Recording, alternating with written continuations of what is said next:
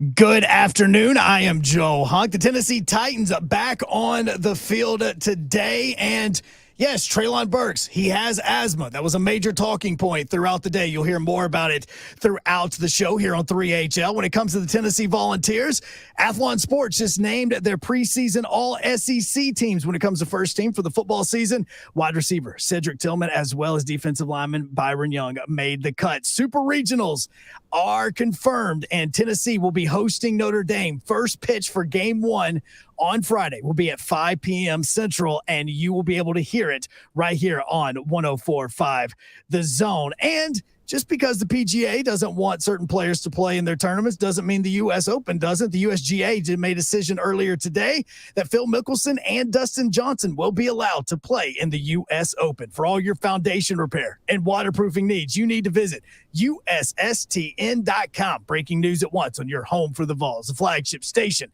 for your Tennessee Titans at home to 3HL. This is 104.5 The Zone.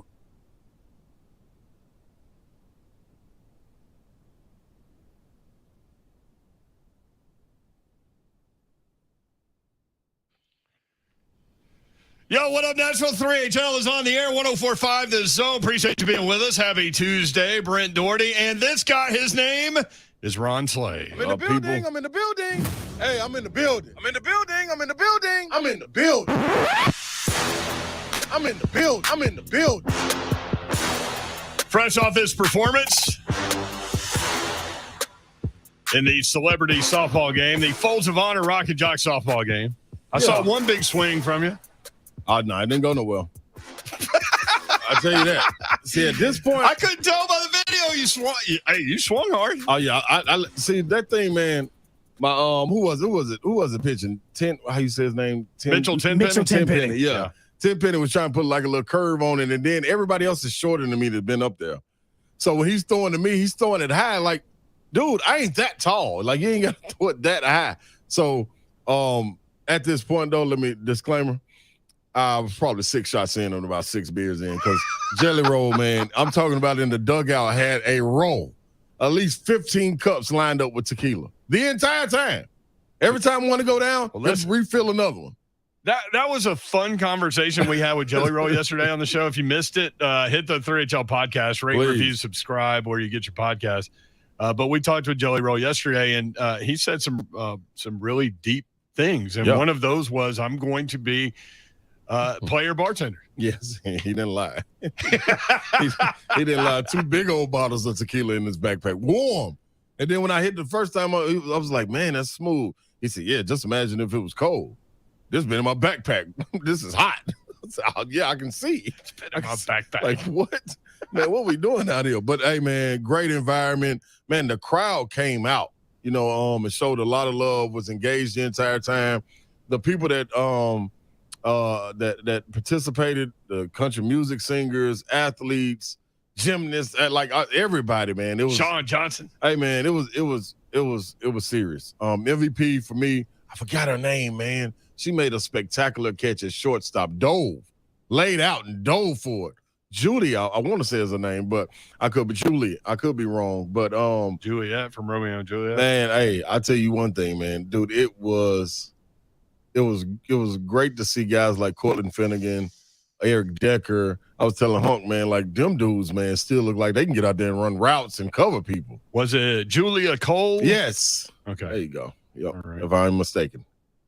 Yep. So yeah, man. It was great. What about event. Sean Johnson? Did she do any gymnastics flips or something? No, man, but she's fast and like can move like limbo, like. And she was out there in the outfield, dude. So every time coming from the outfield, she was so deep out there. She'd be the last one coming in, but she'd be in a dead sprint. I'd be like, oh, that should go like little Mighty Mouse. She's just going. I did see video of Cortland Finnegan rolling around the bases. Man, when I say rolling, flying.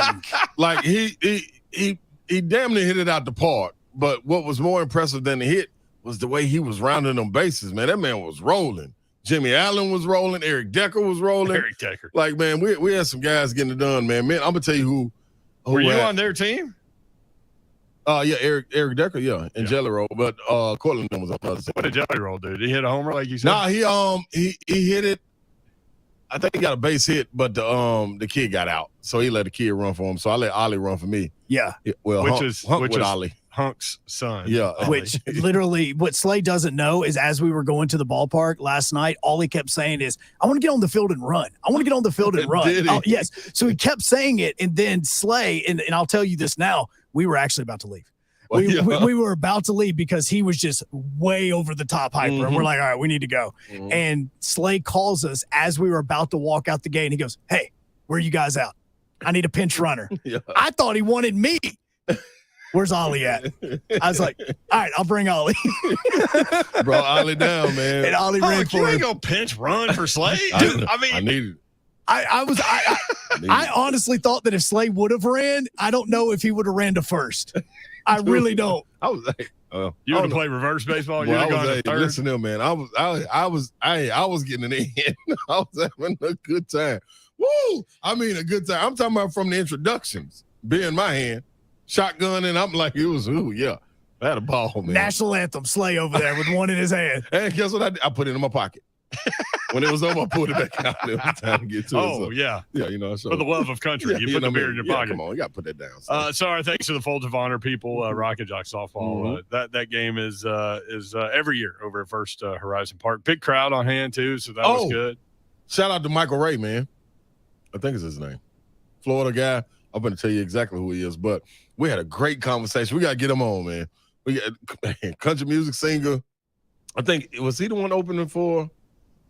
I forgot who he on the road with, but man, he was super cool. Super cool. I told him, man, you got to get on with us, man. He said, yeah. Jelly Roll want to get on again and talk Tennessee sports. So we're lining these people up. Cortland Finnegan, we're coming after you too. Who did you think it was? I thought it was, I'm finna tell you. He thought it was Michael Ray. Yeah, I put his number in my phone. Yeah, Michael Ray. Yeah, that's what it was. Yeah. Yep. Mm-hmm. Florida boy, man. We started talking about Dr. Phillips High School and Miami Senior. He went to school down there with all those guys, Steve Blake and Damian Wilkins and all those guys. So wow. Small world. The music world and the sports world, both small, but both somehow join it somehow. Titans on the OTA practice field today. Wide receivers coach Rob Moore said rookie wideout Treylon Burks has asthma.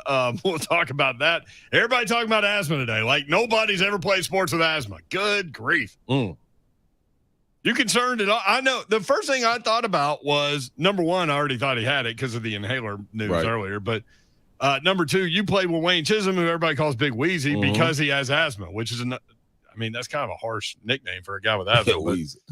But yeah, we had him on the show last year, and he's still playing. Yes, he is. Trying to get in touch with him now so he could talk about his experience. But it's asthma, man. Like, you'll be surprised who has asthma. Like, I was telling y'all in the green room I got asthma. I don't know how, but it just happened not too long ago, right? Just popped like 4 years ago. Just popped up out of nowhere. I was like, man, I can't catch my breath doing workouts. Like, what's going on? I'm trying to catch my second win. You catch that second win, you ready to roll. And about at the end of the week, I went to the asthma allergy doctor, and they told me, man, you got asthma. I'm like, how can you possibly get asthma? Man, I'm 36, 37 years old. What do you mean got asthma? At the time. Yeah, at that time. Yeah. I'm 40 and I'm a man now. But I'm like, man, dude, asthma that's was crazy. like deep inside you, like knocking on, like, hey, I'm in here. It was just boom, I'm out. And it came with a vengeance too. Like, man, I'm telling you. But then the crazy thing is, it would happen for 3 weeks, then it'll go away. Like, I ain't had to use no inhaler since February. I just Googled famous athletes with asthma, and the names that popped up were like Jerome Bettis, Dennis Rodman, Jackie Joyner-Kersee, also Emmitt Smith. All played with asthma. Yep. Man, a lot of people have asthma, and a lot of times you don't even know about it. No, you don't. Which is that's my guess as to why the Titans haven't said anything, and it just sounded like, and I don't know this, I haven't talked to anybody over there that told me this. I'm just guessing, but it sounded like Rob Moore just kind of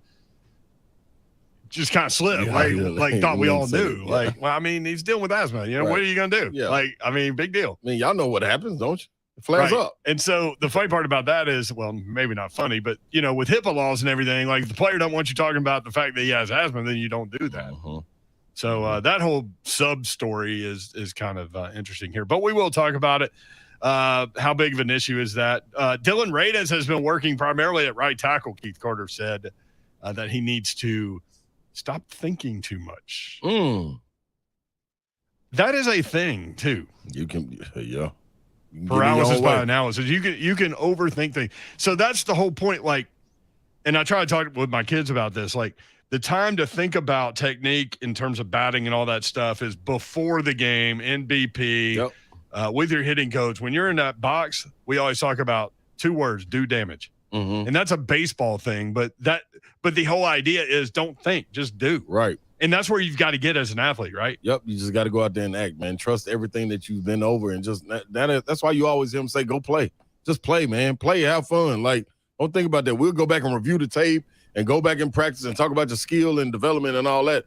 But in the game, in the moment, you got to play, because you slow yourself down, and that millisecond that you slow down, defense got you. You don't want to do that, man. Vanderbilt out of the NCAA baseball tourney. We'll talk about that. On 3 has updated college football recruiting rankings. We've got the top 10 for you.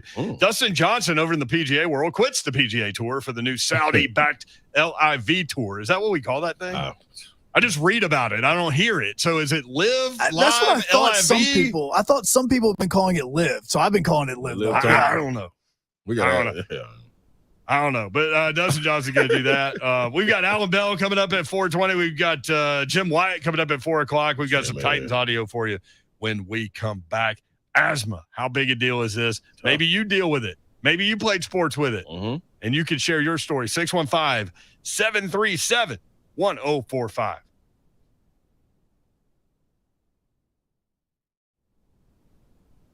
I'm Ryan Kelly with thehomeloanexpert.com. Banks are great for car loans, but when you need a home loan, you need an expert. We'll get you pre-approved the day you call in, lower rates, and with our 21-day closing guarantee, you'll be in your dream home in weeks.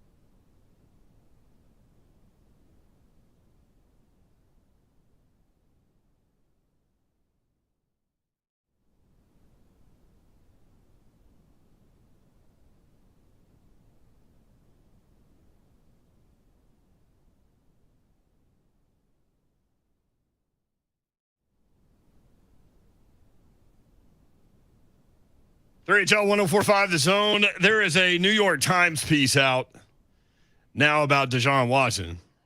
Oh, boy.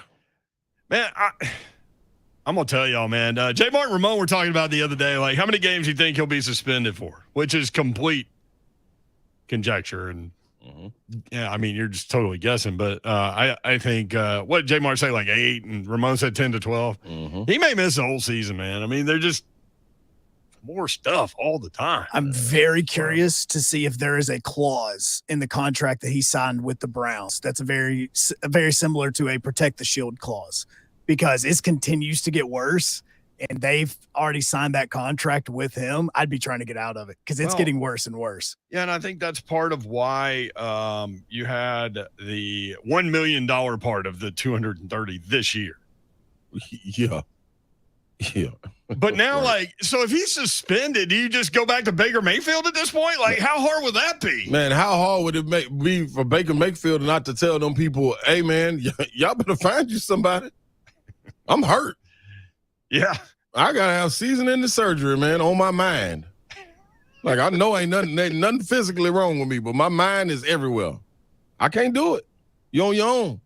You got to show me. And y'all just went and gave this man $230 million. $230 with a number 1 draft pick sitting on your team. Remember we had Coach Mack on, and I was like, man, sometimes Cleveland just has to insert itself. And he's like, that's a good way to say it. They just inserted themselves into this thing. Here we go. Here's a piece of this New York Times piece, a piece of the piece.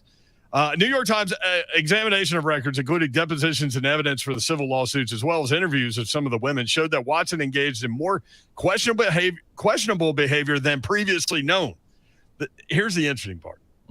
The Times review also showed that Watson's conduct was enabled, knowingly or not, by the team he played for at the time, the Houston Texans, which provided the venue Watson used for some of the appointments.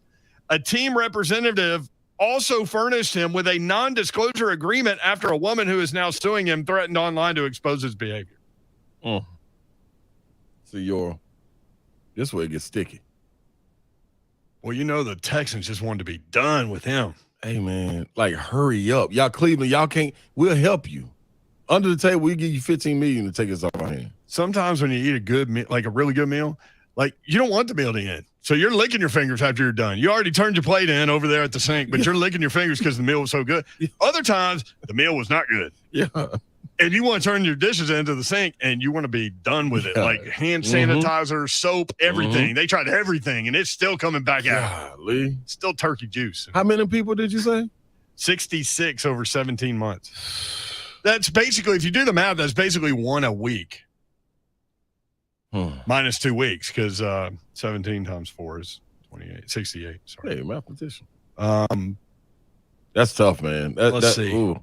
And these people provided the venue. A few of these additional women speaking publicly for the first time described experiences that undercut Watson's insistence that he was only seeking professional massage therapy. One woman who did not sue Watson or complain to the police told the New York Times that he was persistent in his request for sexual acts during their massage, including begging her to do this and this. We retweeted the story. You can read it there. 615-737-1045. But a mess, I tell you. Man. So what does the NFL do? Like, everybody's been waiting for them to, like, give some sort of punishment, because they can double down later when more stuff comes out. But, I mean, they just been sitting over there. So does the NFL, like we always say, they know what's going on and pretty much ahead of things that's going to come out? Since they know about this, is this what they're waiting to see, the outrage? I don't know. I mean, they don't have subpoena power. So, I mean, they went in to investigate. Remember a couple of weeks ago, right before he took the whole offense, minus Baker, down to the Bahamas. Yeah. And, but, you know, I mean, people easily could lie to them or not tell them the whole truth. Right. Yeah. But when you got articles like this is smoke. Meaning it's fire somewhere. That's right. That's right. Ooh-wee. So the big news of the day, obviously, Tennessee Titans wide receivers coach Rob Moore. Man, it sounded like he just kind of, just thought we all knew the way he said it. Let's slip up. That Treylon Burks has asthma. Which cut is that, Hunk? Is that number 7? Let's hear cut number 7. Wide receiver coach Rob Moore talking about I think he starts out talking about the struggles that Treylon Burks had and everybody talking about those struggles. Treylon's worked hard, comes in early in the morning, board work, walkthroughs, everything you could think of, mobile class. We do it's a lot of different things to try and shorten the learning curve and get him caught up to speed. Some of those things that happen kind of out of his control. Just a kid, he's got asthma. Those things happen. But in regards to, he understands what the expectations are, but I think at the end of the day, it's just really him getting himself immersed in the culture of how we do things here, how we play here, which is different from every player that comes in here from college, because we ask these guys to do things that our teams don't ask them to do. I'm excited about Treylon and what he's going to be able to bring to this football team. He just has to get himself healthy and be able to show everybody out here on the field, what he's capable of. Out of that entire cut, what I want you to pull from that is that cannon blast. What was that? Jugs machine? I don't know. That must have been going on the field 3. Matt Thompson went down. One of the trainers over there. We ain't supposed to talk about that. What is that? Nothing to see here. Talking about asthma. Hammer meet nail. Well, 2 things with the asthma thing. I don't think anybody's surprised, right? Because he had the inhaler out there. Right.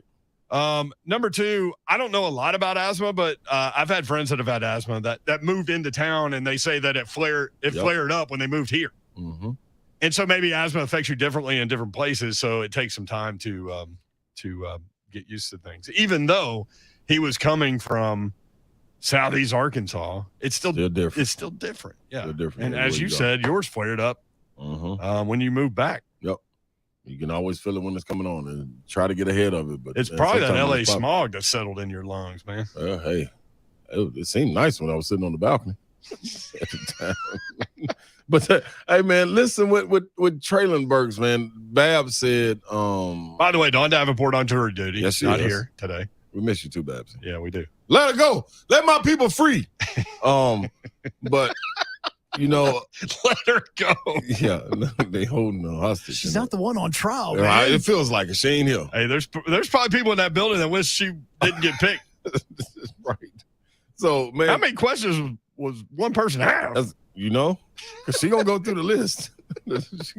Me and you just sit over there. All right, the person on the stand's going to continue talking about something. She's like, can we please just move on? Can we just move on, please? Can we get back to something else? We answered that. Dawn would feel like there were some questions not being asked to the witnesses, and she would get out of the jury box and say, hey, can I ask a few questions? Yeah, wait a minute. You're not doing your job. Let me do this, okay? I got some things I wrote down that I want to talk about. The night in question. Babsy. All right, sorry. But totally train wrecked your thought there. Babsy said something about she reached out to some reps, and they said he had always carried it with him at Arkansas. So a lot of people are probably thinking that if that's the problem, then why isn't it already known and they're not ahead of it? Because there's no way the Titans didn't know. Yeah, and there's no way. And it can flare up in different spots. That's right. What I took from this whole interview, and I think people should have paid attention to more so than anything, if I was to try to nitpick it, it's when Coach Moore said at the end of it, we just need him to get healthy. I don't like that word because that means something's wrong. And it ain't the asthma, because you already said that. Just need me to get healthy. What's is it something else? That's what I would be thinking. Or did he mean we just need his body to get acclimated to the deal? So I don't know. That could be it. I don't know. 615-737-1045. Maybe you've dealt with asthma. Maybe you're dealing with asthma. Maybe you played sports. 615-737-1045. Kevin in Smyrna. Kevin, what's up, man? Hey, how y'all doing? Hey, listen, I played football with asthma, and I used an albuterol inhaler. Yeah. And come to find out, my doctors said the worst thing that I was doing was actually using it before practice or before a game. Then they regulated it to take it 2.5 hours before the game, because it was speeding my heart rate up, which in return made me sweat more, which in return made me get dehydrated quicker. And I'll tell you something else about asthma. He needs to stay away from dairy products. Dairy products is real bad for asthma because it thickens the phlegm, which in return makes it harder to breathe in your lungs. Yeah. And that's strictly from experience. Yeah, isn't dairy bad just in general? Shouldn't we all just stay away from dairy? No. Yeah, and with Babs, I hope they got plenty of wine there for her. Thank you. Yeah, she having the ball in there in the back. So when you sit in the jury box, at least the one I was in, it goes up, like when you're sitting down, it goes up to about chest level. Yeah. You could have something rolling next to you a little bit on the slide. Can you imagine? A little bend down the silk. Babs throwing off the jury for Naomi. Yes. You got a lot of red stuff over there on the floor. What's going on? Spill it all over. Spilling wine. Everything. Like a murder scene over there. 615-737-1045. No, yo, we can't stay away from no dairy products, man. Ice cream? I'm telling you, man. I've talked to a lot of athletes, maybe not athletes named Ron Slay, that are like, dairy bad. Dairy bad. Hey, It's good to a point, right? Like you get all those drink milk commercials to help your bones, and then eventually you gotta wean yourself off, right? Swiss cheese and pepper jack cheese and stuff like that, boy. Ooh, ain't nothing like it. You can't be doing cheese Yeah. and go to football training camp. No, you can't, but yeah, you can. Where's Ramon Foster? We need him on this. Dietary expert Ramon Foster. Yeah. I mean, when you in season, you locked in. I can understand. Right? It. Yeah, that's pretty cool. But I just what about when you're playing in Italy? Oh, you know what? But see, this is the thing. This when you playing in Italy, that's it. Cheese. That's all like you got? cheese. What in France? Yeah. What? I heard it's different too over there because it's not processed. I'm not a big cheese guy, so I wouldn't know because the smell does it for me. I can't. Fromage. Yeah, I'm cool on that. But on my pasta, yeah, dope me up. Put a lot of it on. Like the shredded Parmesan? Yeah, buddy. You go to Olive Garden, you get that shredded Parmesan? Yeah, that ain't that. See, they playing. I'm going to make my own. They playing. Yeah, I'm make my own. But they're family, man. Yeah, they playing around on that. All you can eat breadsticks. Yeah, see, they trying to distract you. They trying to distract you from what they got going on with the meal. Give you all these breadsticks, let you get full. Yeah, nah. Chicken parm. Yeah, there you go. Mike Vrabel was asked about, shockingly. So Rob Moore went with the media before practice. Mike Vrabel after practice. By the way, Treylon Burks did not practice. Mike Vrabel asked about that little asthma situation. Very confident. You know, I mean, we got a lot of confidence in all our players to prepare. And, we got a few weeks, quite a few weeks here before we do go to training camp. Are you surprised by that? Surprised by what? I try not to get too surprised, but I'm sure you guys will disagree. But The asthma setback with Treylon. No, and that's not, we deal with a lot of different things. That's something a lot of guys deal with. Again, we've touched on this. I assume, did you guys know that he had asthma? Is that something that's covered? Yeah, there's a long medical history. Yeah. That's a long medical history. There's no way they didn't know about the asthma before the draft. So, everybody, listen, everybody can, hey, let me tell y'all something. Relax. Hit it, huh? What is it? 5 letters here. RELAX. L on YouTube. By the way, you can watch the show live on TV, Twitter, Facebook Live, YouTube, and Twitch. Twitch, please. L says, look up articles about the amounts of cow blood in cow's milk. Hell, you don't want nobody eat no cereal or nothing, though, man. Come on, that's the best snack on the earth. There's cow blood in steak. Yeah. Right? Bingo. You better put some water on that cereal. You're right, huh? Ooh, cereal and water. Oh. Hey, you better make it happen. You better not throw it in that Have trash. you not seen Friday? No, it just the thought, the image, the mental No, picture. you haven't seen it? No, I have seen it. Okay. I just thought the mental image of somebody pouring the water in. Hey, man, when it's mixed with the little last corner of milk, it ain't bad. Hey, you got to do what you got to do. This is about survival out in these streets. Switch it around.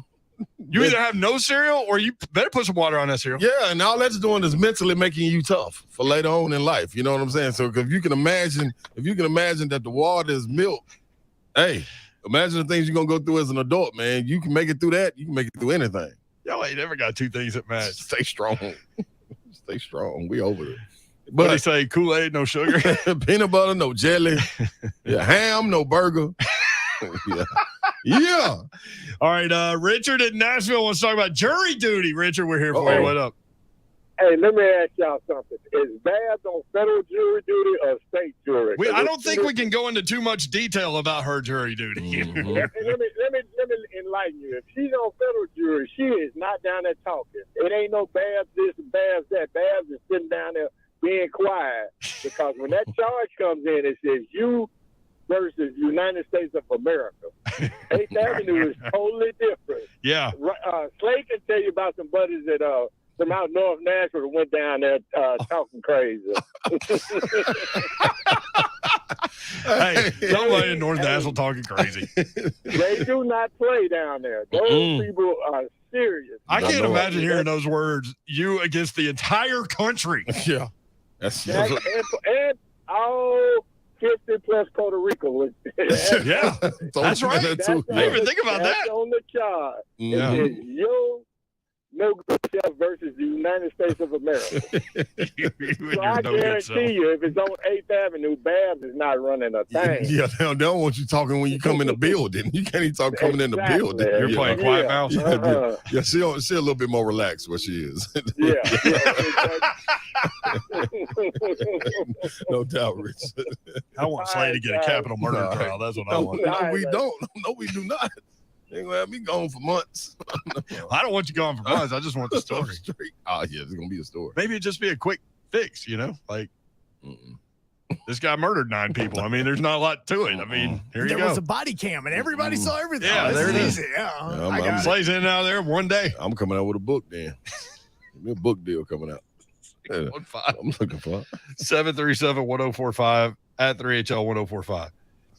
Man, you think Mike Vrabel called Rob Moore to the side and go, what did you say before practice? Man. What am I going to have to deal with later? You know what I think that is too, y'all? Man, them coaches be such in a bubble. Like, Rob Moore probably ain't have no idea that it's not been mentioned. I know. You know what I'm saying? They probably out there like, dude, we talk about it all the time in meetings. Like, what's up? I thought we were past this. Like, when he This was walks out of the happening locker 3 room, weeks ago. hey, you got your inhaler? Yeah, Okay, cool, like- just double checking. Like, what are we talking about? Yeah, and obviously because of HIPAA laws, that's why they can't talk about it unless the player talks about it. Yeah. And the player hadn't talked about it. And when you got that inhaler, like they were saying albuterol, that's always usually around for emergency. Like you usually have it under control, but if it flares up quick, then you go over there and hit that and it, puts that inflammation out and you ready to roll. But like that ain't, man, it's asthma, man. It's asthma, man. As soon as he get under control, like what's going to happen when he go out there?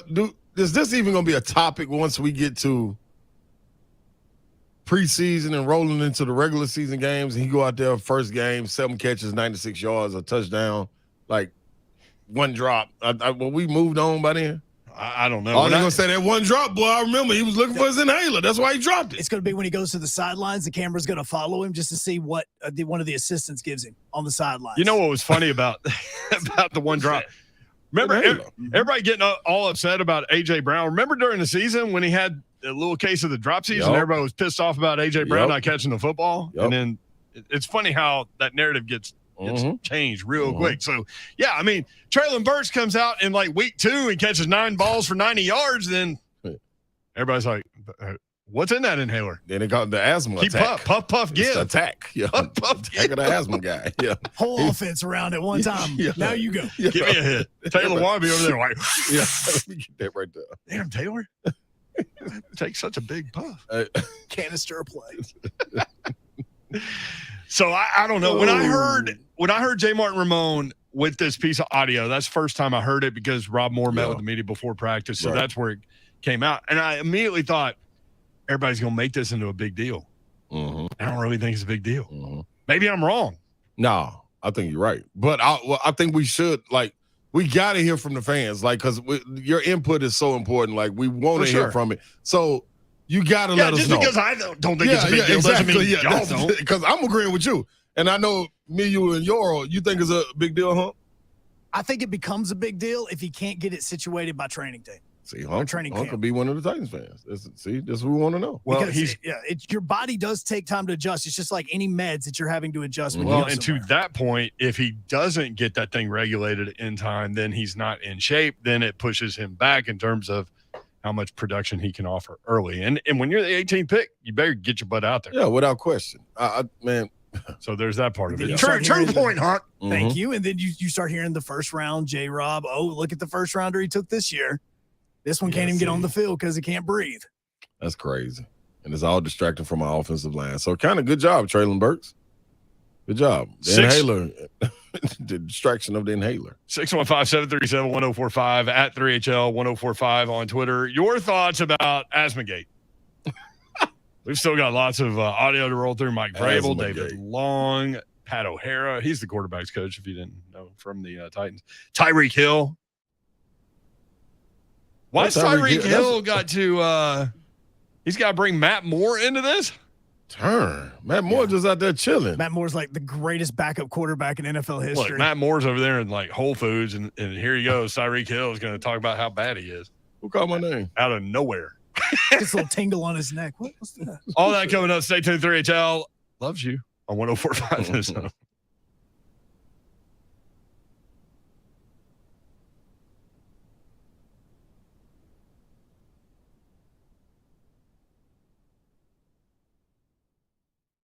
Because Titans All-Pro safety Kevin Byard is on the line right now. What's happening, KB? Hey, what's going on, Buck? Man, not much. What was your day like? What's happening on the practice field today? Nothing but work, man. You know how I go. Obviously, another day of OTAs, just trying to get better, coming together as a team. Still, obviously, implementing the system for a lot of the young guys, still learning, still growing. So, just having fun. I gotta be honest with you, Kevin. When you talked to the rest of us vultures on the podium last week, it made me kind of sad because you were talking about what you're doing to keep your body right at this stage in your career, and it hit me right in the chest because my rookie reporting year was your rookie year, and now I feel like we've been doing this for so long, Kevin, and it just, I don't know. I had like a weird, like sentimental moment in the middle of that. I'm like, this sucks. This shouldn't be like this. I feel like we're getting old. Yeah, man. Like you said, it's how it goes, man. But obviously you don't have to go out there and chase around these tight ends and hell no. And stuff like that. So I wouldn't expect you to be dying the same way that I am. You know what I'm saying? So, but yeah, man, just let you know, man. Time's flying by, man. Just going on year 7, man, it's incredible. It is incredible, and obviously you've done an incredible amount of great work for the Titans throughout the course of your time here. I mean, when I know this is not the time of year to be reflective and things like that, and I know Vrabel would wag a finger at me if I was asking him this kind of a question. But just, I mean, do you ever kind of like take a step back and look at just how much different things are for you personally and for your team since you arrived here? Because that stark difference, Kevin, it's not lost on me. I mean, every day that I get the opportunity to go out and cover practice. Yeah, it's a blessing, man. I'm pretty sure that even from your first year to how different, even the media, you got new media people in here. Same thing for me. Me and Derrick Henry are the last guys from our draft class. You see the team, guys come, guys go, guys get injured, guys get cut, different things like that. So I think for me, it's just reflective of understanding every time I walk into the building. I'm blessed to be here. Obviously, anything can happen any single day where this could be my last time walking the building. So just a lot of gratitude, just understanding how blessed I am to be in this position. Titans All-Pro safety Kevin Byard is here with us on 104.5 The Zone, kind enough to give us some time coming off the practice field. So I know there are moments that you're getting to appreciate now in the offseason. I saw that your high school, for example, named their weight room after you. I saw on your Instagram story you were taking a tour and getting to appreciate that with your family and your kids. What are the kind of the emotions that go through you during something like that? Because I got to imagine that hits a little different. Yeah, I mean, just walking up and down the hallways, man. I was like, those same hallways when I was, 15, 16, 17, I was the hallway going into the weight room, at times during gym class, I used to be out there on my own doing ladder drills, you know what I'm saying? Like, and at the time, I was just trying to become a better football player to try to win a state championship. That's all we wanted to do in high school. And then it went on to try to go, chase a college ring and a bowl game, and now it's chasing a Super Bowl ring. So just real reflective, just understanding how far I've came. Obviously, my family was there. Former high school teammates were there as well. We're sharing stories, talking about, the bond and the camaraderie we used to have and things like that. So, like you said, man, but another thing is funny, and I know some older veterans and retired players have talked about it, man. When you get to those type of milestones in your life, man, all that really means you're just getting old. You know, they're retiring. You know, retiring my number there and name me at the high school, it just means I'm getting old, man. That's all. That's what I'm saying. We're not even 30 yet, KB, and I'm looking around. I'm like, it shouldn't be like this. It should not feel like this, and yet, it, you know, it's this the progression of life, and everybody goes through it at various points. I mean, if 16-year-old Kevin Byard wandering the halls, you know, between classes and things like that. When you kind of imagine the journey that you were going to be on, Kevin, not necessarily knowing how you would go about getting there, what from what you kind of imagined and were working towards the goals that you had in your mind, what kind of did you anticipate, and what has been completely different from the point that you find yourself at right now? Yeah, man, to keep it 100, man, being in high school, I would say NFL was definitely in my mindset, but it was in the back of my mind. Like, it wasn't somewhere I just knew I was just going to be this all-pro NFL football player, man. Honestly, it was chasing a D1 scholarship, you know what I'm saying? Coming from humble backgrounds, I was just wanting to go get a scholarship, be able to go to school for free so my mom didn't have to pay for anything. I didn't have to, you know, go to a community college, nothing like that. That was the goal. It was obviously chase a state championship ring, but turn this into a D1 scholarship, and I was able to do that. So I was kind of like a step-by-step kind of guy, because even coming out, I wasn't just super highly recruited. Coming out of when I went to Middle Tennessee State, you know, even when I signed my letter of intent, like a lot of guys in high school, you know, was all thinking I was going to go SEC, ACC, or something like that. So when I was telling people I was going to Middle Tennessee State, you know, guys were like, Middle Tennessee, where is that at? You know, is that D1 AA? Like, most guys didn't even know where the school was. So not necessarily saying that it was embarrassing or nothing like that, but in my mindset, I thought I was going to be an SEC player, and it kind of humbled me a little bit. So it made me work even harder when I got to MTSU to prove myself right, obviously, but to prove all these schools that kind of, you know, didn't offer me a scholarship, prove those guys wrong. And I think it's been a driving force that I've always felt like I've been underrated. I always feel like, you know, I was a better player than what the world might have thought I am. So that's always going to keep a chip on my shoulder. It's obviously continue until now, regardless of, you know, what type of year I had last year. I had to continue to prove myself right every single time I hit the field that, you know, I am one of the best. I am the best that I can possibly be. So that's always going to try to, you know, be a motivating factor in my life. Yeah, the physical accomplishments and the athletic feats that you guys perform, I mean, obviously those are incredible, but the mental stuff is always the thing that kind of draws me in, because when you describe that, Kevin, it's compartmentalizing in ways that no 16-year-old or no, you know, college athlete should be able to do, and yet it's an essential thing for you now and throughout the course of your NFL career that you had to learn at an early age. And I find that part of it really, really interesting, because it's not something that I've ever been able to do in my life, Kevin. I'll be honest with you, ever at any point. But honestly, man, it's kind of all about just reflecting, always thinking back. So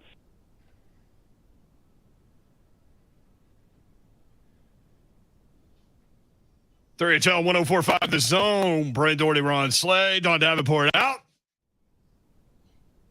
Mm-hmm. Do you have to take vacation days for jury duty? Well, that's a good question. We going to get more of Babs because of this? Hey, I got to stick around now. See how things happen when you ain't here? That's right. Got to regulate like Warren G. Which don't get Babs to do that at karaoke night. She'll get lost. Just like Treylon. No. Oh, I didn't know where you were going. The country music singer that said he forgot the words on stage. Oh, I thought you were talking about Riley Green last night running to the wrong second base. Man, what do you mean wrong second base? How many second bases are there? Two. You know, they pulled the softball field in short. Oh. So y'all couldn't play from the real bases?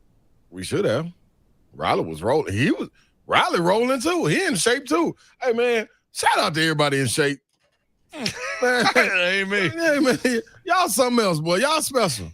Folds of Honor, Rocket Jock Celebrity Softball game. Slay's talking about. He participated last night. Yeah, man. There's some in shape, fit people out there, y'all. Man, I am proud of y'all. Well, those country music people have to be. I mean, they're selling themselves, man. Yeah, and that's what I told them. Tyler Braden is his name. Tyler Braden. Goodness gracious. He was a firefighter. Now he's a country singer. Yeah. Tyler's super cool, he's too. He's going to be at Ascend, and then he's going on tour with Brooks and Dunn. Yep.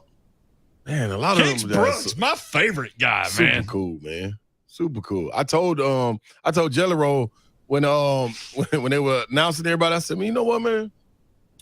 We may lose, but damn, boy, we look good. Like everybody on our team look good. You know what I mean? Like we got some handsome, fine people on our team. Well, you had Eric Decker on your team. Every woman in Nashville will tell you, handsome. You just won with that. That's what I'm saying. Riley too. Riley, hey man, them people. I'm like, man, hey man, y'all all right. I mean, I'm uphill, but y'all all right. Kix Brooks used to randomly call the show just with a Titans take or two. Where was he at? I don't know. He needs to Should've call been the out show there on my today. team. Come on, Kix. Somebody put the signal out for Kix Brooks. We needed a little kick. 2 innings kind of set us behind.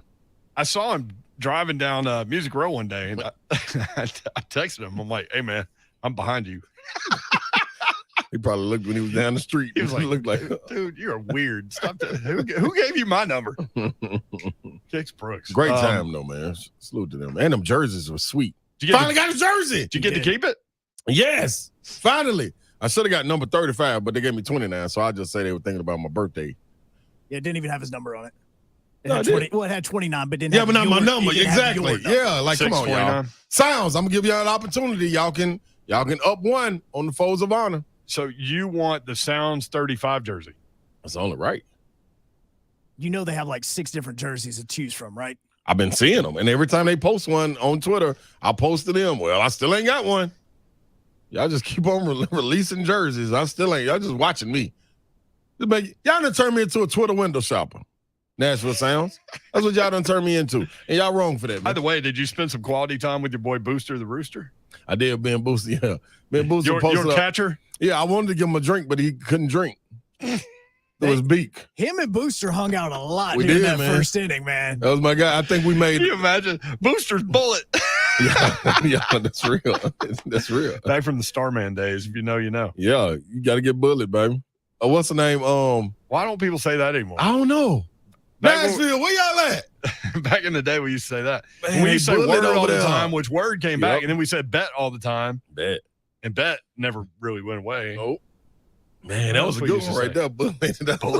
I want them to be bullied over there, boy. Hey. 615-737-1045. Eric in Nashville wants to talk about fall baseball. Hey, let's go, Eric.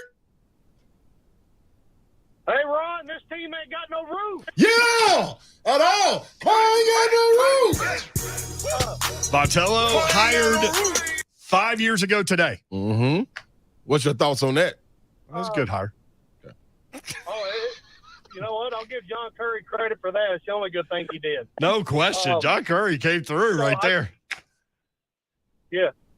Now, I don't know if y'all touched on this yesterday. If you did, I'm sorry I didn't get to listen. I was out of commission yesterday. Oh, good. So I don't know if y'all obviously have lives. You probably don't spend it on Twitter, but we're getting bashed, and Jordan Beck is getting bashed for the little flip of the finger. The one finger salute. Yeah, he just told him he's number one, or that we're number one. You know, whatever. But here's the thing, and I'm gonna just run through a couple of quick points, and then I'll get off because y'all know you got breaks and people want to get on. But first of all, Arkansas fans, they're coming at us, calling us classless, this and that. I've got 2 words for you: Bobby Petrino. Okay, that's personal for you. Hard to respond to that one. Ole Miss fans, y'all, seriously? Hugh Freeze calling up hookers for recruits, which, hey, you know what? Hey, they were escorts. Allegedly. Well, okay, so he went to the fancy side of town. He went to the other side of the track. Yeah, I mean, But, they're just no, working hey, their way through school. If 2 consenting adults want to exchange some money for some favors, hey, who am I to judge? Well, But there is a judge that will and judge. then and then Florida. Really? Urban Meyer and Aaron Hernandez. Oh. Are you ribbing me? So, look, every fan base, every person, Ron, you've played professionally. Things get said, heat of the moment. Somebody might flip off, do a little gesture of some kind. Things happen. So, but we got bigger problems in this country than somebody, flipping somebody off. Good Lord. I like it. But again, before you want to start throwing stones, bring on the hate. We love being the villain because you know why? We love being booed because, as Reggie Jackson said, They don't boo nobodies. Yeah. Y'all have a good one, guys. I mean, Eric just went after people like this. Which is dude, that is so loud. It's like a big bass drum or something. Goodness. That's crazy. You got to turn the headphones down. When we I do got to that. admit, though, you watch a lot of baseball like me. Yeah. I don't think I've ever seen anything like that. My man going around the bases flipping birds. I've never seen anything like that. Honestly, I'm kind of proud of him. But I really was. No, it doesn't happen. Normally, they're in the dugout when it happens. And the video is, the camera's not on the dugout. Again, somebody was talking smack, or it could have just been that the Georgia Tech offense, our defensive outfield scooted in, and he's like, oh, I'm definitely hitting it over you guys. Yeah. I think there's more to it, though. It's funny because baseball players usually dial it back because they know they got to get back in the batter's box. Tennessee guys don't care. No. They're like, bring it. I don't care. Well, look, and to say with that certain situation, that is a perfect one. Bottom of the 8th or top of the 9th when top of the ninth. You're not going back up to bat. No. Georgia Tech's not going to face you tomorrow. Yeah, this is it. This is when you talk the smack. I don't even think he cared. No, he was not thinking about that. Yeah. Fathers everywhere unite. I just thought I should say that. Which is that's the Father's Day United drum right there. When you hear that, fathers, come out of your house, stop your cars, jump out. If you're on the interstate, please pull over and jump out. But if you hear that right there, that lets you know, fathers, we are uniting. Which is we need to get Rob Moore's voice out of there somehow. Travis on YouTube said every story should start with, I told Jelly Roll. All right, like that. 4 o'clock hour coming up. Jim Wyatt will talk Titans on the practice field today. That's next. 3HL 1045 this up.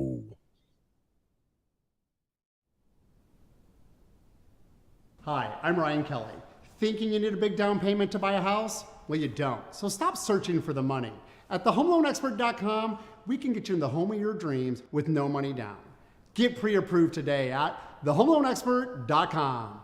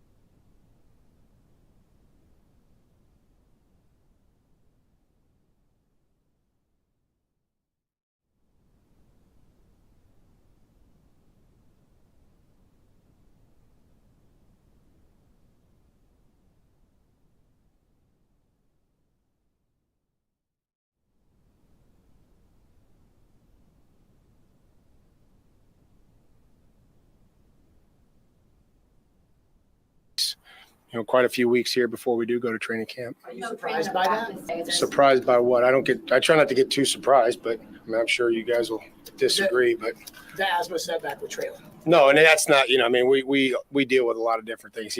That's something a lot of guys deal with. Again, we've touched on this. I assume, did you guys know that he had asthma? Is that something that's covered? Yeah, there's a long medical history. Yeah. The Tennessee Volunteers are going to be getting ready for the Super Regionals this week, where they're going to be taking on Notre Dame. Game 1 will happen on Friday. First pitch is scheduled for 5 p.m., and you'll be able to hear it right here on 104.5 The Zone. For all your foundation repair and waterproofing needs, you need to visit USSTN.com. Breaking news at once on your home for the Vols, the flagship station for your Tennessee Titans, and home to 3HL. This is 104.5 The Zone.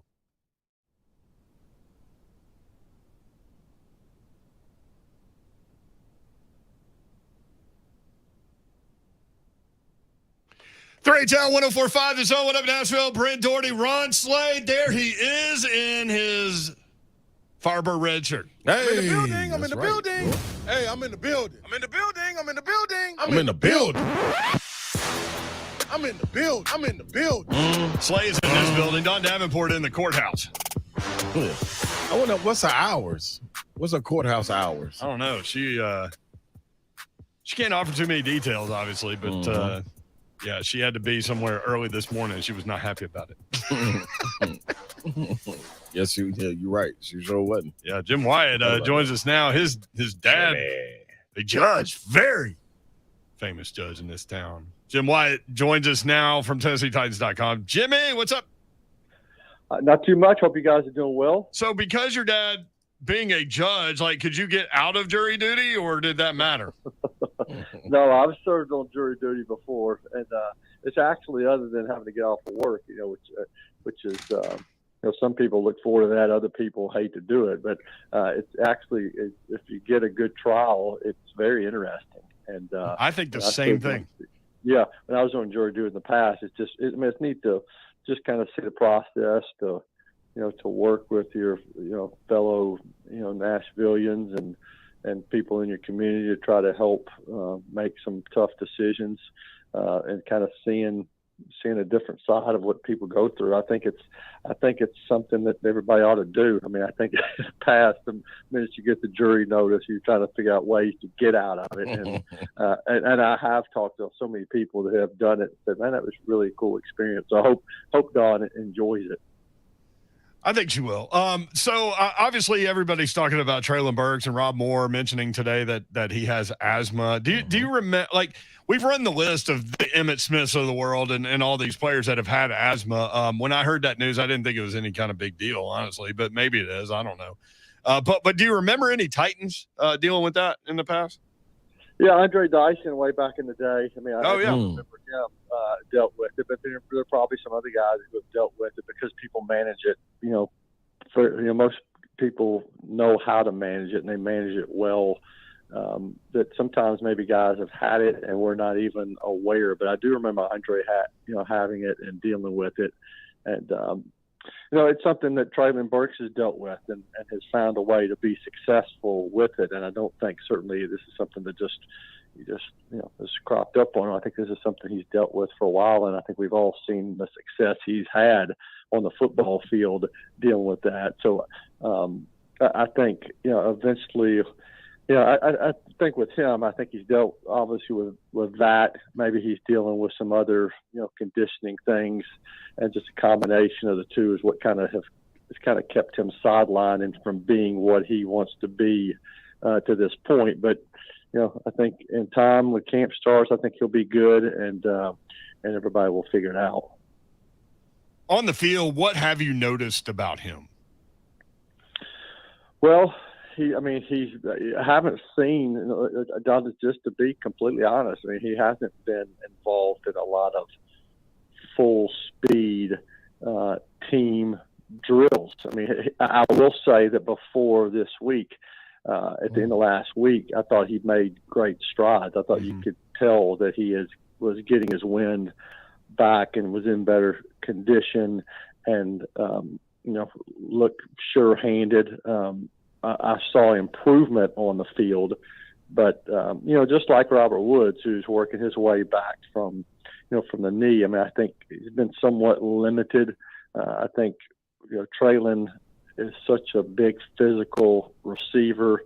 I think we'll notice him more when the pads come on, when he's fighting through contact to make catches and he's breaking tackles in preseason games. I think that's when you'll see maybe what he's all about and see why the team drafted him. Up until this point, it's been kind of a ramp up period, just trying to get him ready. And fortunately, he wasn't out there today, but we'll see what happens before minicamp starts. See if he'll do minicamp next week. I mean, he's so compared to A.J. Brown, unfortunately, and here I am going to compare him to A.J. Brown again. But if we remember, A.J. Brown during his rookie season, after he was drafted, he dealt with a hamstring injury that sidelined him for a good stretch and caused him to miss a lot of time in training camp. But people, forget about all that now. But I think in time, hopefully the same thing happens with Treylon. All this is just kind of going to be, a blip on his big picture story. Jim Wyatt with us from TennesseeTitans.com at J Wyatt Sports. Real quick, severe thunderstorm warning issued for Rutherford County and Williamson County until 4:45. There's some big-time thunder boomers going on south and west and east of town. So head on a swivel out there. Slay. Yes. Jim, let me ask you this, Jim. A guy that's on my radar, I just want to know, is he still making plays like he was earlier? Coach Mack said he was catching balls and giving up his body out there in voluntary workouts. Kyle Phillips, is he still a guy that's popping off the screen for you? He is. I mean, I'm intrigued to see what he does maybe when the pads come on, because he's not a big guy. I mean, he's obviously has great footwork. You can tell he's really a football smart guy. I think he's going to have no trouble getting open and creating a little space for himself. But I will say that, the guys I've probably noticed the most at receiver during OTAs, I'm looking at my list, I think Nick Westbrook-Akina has been one of those guys. I think that Josh Malone has had a good off season and seems to make plays each OTA. I think that Des Fitzpatrick has gotten better. Burks again has been limited. Woods, I think everything about him has been positive in his recovery, but he has been held out a lot of the team and 7-on-7 stuff. And I think I look at guys like Race McMath, who he's still wearing the yellow jersey a little bit too, but his footwork looks better. He looks a little bit bigger, and I think he's going to benefit from having a little bit of experience to work with. Man, great info. Jim Wyatt, TennesseeTitans.com. Caleb Farley, the head coach, said it looked like his jersey was hanging on a coat hanger last year, but that his body has changed. I saw where you had a chance to ask him about that. Did he find that funny? He did find it funny. Yeah, he said that he kind of chuckled when I reminded him of that, and said that he goes out of his way now to find Vrabel in the facility and gives him a good firm handshake just to let him know he's there. So he got a kick out of that, and he has gotten noticeably, kind of thicker and has gotten stronger. I think with Caleb, I think the most important thing for him is just to make sure he's healthy mentally. He sounds like he's in a great place. I mean, this guy's had a tough time. I mean, he dealt with the back coming in, and he dealt with the shoulder, and then he had the knee, and he says there are times when certainly he has had to fight it and just got frustrated and doesn't want to go with the why me, but he certainly has had one thing after the next, and he hopes, and I think everybody hopes, that all this will be behind him and he'll be a great pro and dominate is the word he uses of what he wants to do. But, physically he looks the part. I mean, you hate to see him with that brace on the left knee. I think eventually that's coming off and he's going to be able to open it up. But if he can get healthy and get in the mix and just kind of get with the flow of the NFL, I think he's got a chance to really be good because he's physical. He's got the long arms. He's got speed. He's smart. I think he's a tenacious player, and he just needs a chance, and hopefully he'll have good fortune. Jimmy, we were cheering for your Commodores yesterday, but I gotta ask you, like the school that you attended has a very divisive baseball team, and I'm curious to know where you land on them. You hate the Tennessee baseball Vols, or do you like the entertainment value of the Tennessee baseball Vols? I don't know. I saw a guy around at first flipping birds. I didn't necessarily like that. I don't know what that was about. I mean, I'm more of from the school is just play the game, and you can have fun and I don't have any problems with guys having fun and being emotional and getting the crowd jacked up. If you're doing that, that's great. But I've followed a team in Vanderbilt who has a coach, that certainly has I thought coached his guys the right way. They've been very consistent. Maybe they don't have a lot of flash and flair and do a lot of crazy stuff, but they're out of it now as of losing last night. But they've been one of the most dominant baseball teams in the country for the past 10 years, doing it that way without bringing a lot of attention. They'll just win. Yeah, it's the premier program. It's the premier program, and so, he's a baseball god's guy. Tim Corbin. Tennessee, not that way. Like baseball purists look at the way the Vols play baseball, and they're like, the baseball gods are going to get you. Yeah, so that's good. I mean, if they win doing that, then good for them. But if you play like that, you better win because I'll just say that. I love it. Thank you, Jimmy. You got anything, Slay? No, I think I like that. I like how Jim just put that. I just think this a young baseball player's type of coach in Vitello. I think that's what attracts them to that. So yeah, I know. I'll say this. Will be for me. I think I'll say this. I think it's good that Tennessee's got a great baseball team, and the program has come a long way. I mean, they got the best team in the country this year, based on what I've seen, and that's a matter of winning. But I will say this: I think it's good. People always ask this all the time. What do you think about Tennessee being so good in baseball and rivaling Vanderbilt? And they certainly took care of Vandy every time they played them this year. But I say, hey, I think it's great because for the longest time around here, a lot of Tennessee fans aren't paying attention. Everybody says I don't care about. I don't care about baseball. It doesn't. Nobody cares about baseball, and I think now that Tennessee fans obviously do care about baseball.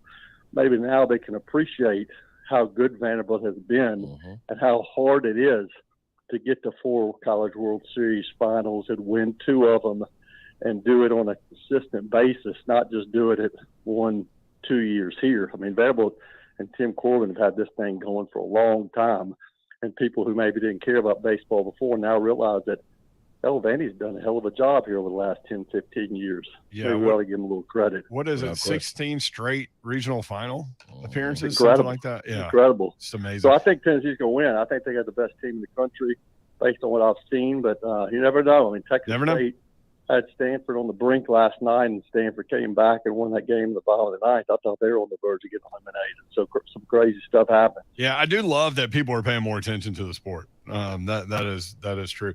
Hey, good stuff, Jim. If you're a Tennessee fan, I mean, you ought to do everything you can to get to, assuming Tennessee beats Notre Dame, get to Omaha. It's a great trip, and not just the stadium, but just the city of Omaha is a cool place to go and stay and walk around and spend a week. So it's I think it's the secret's out about that place for people around here. Yeah, I mean, you've done your due diligence to get there under some circumstances. I was talking with my guy Mike Wright not too long ago about some of your stories about driving down there to Omaha from here.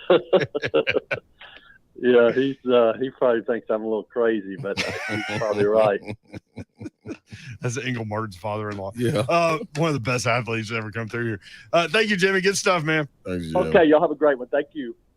You were being a little quiet over there while Jim was giving his little take. You know why? Because I like this. I like where the conversation is. Like, Now, ain't got no room. Yeah. That's what I was waiting for. Yeah. Let's do it. Because you know what? I like where we are. Like we won't touch on this. For those that don't know, Jim Wyatt attended the University of Tennessee, but is one of the most well-known Vandy fans out there, and has done a lot of manipulating of circumstances to get to Vanderbilt events. This is a conversation.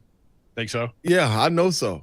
Like you got Vols and Commodores talking in June. This is how much would Vandy fan love for Tennessee to fall on their face this weekend? You could hear it in Jim, and see, this is what I'm talking about. You could hear the passion in Jim right there talking.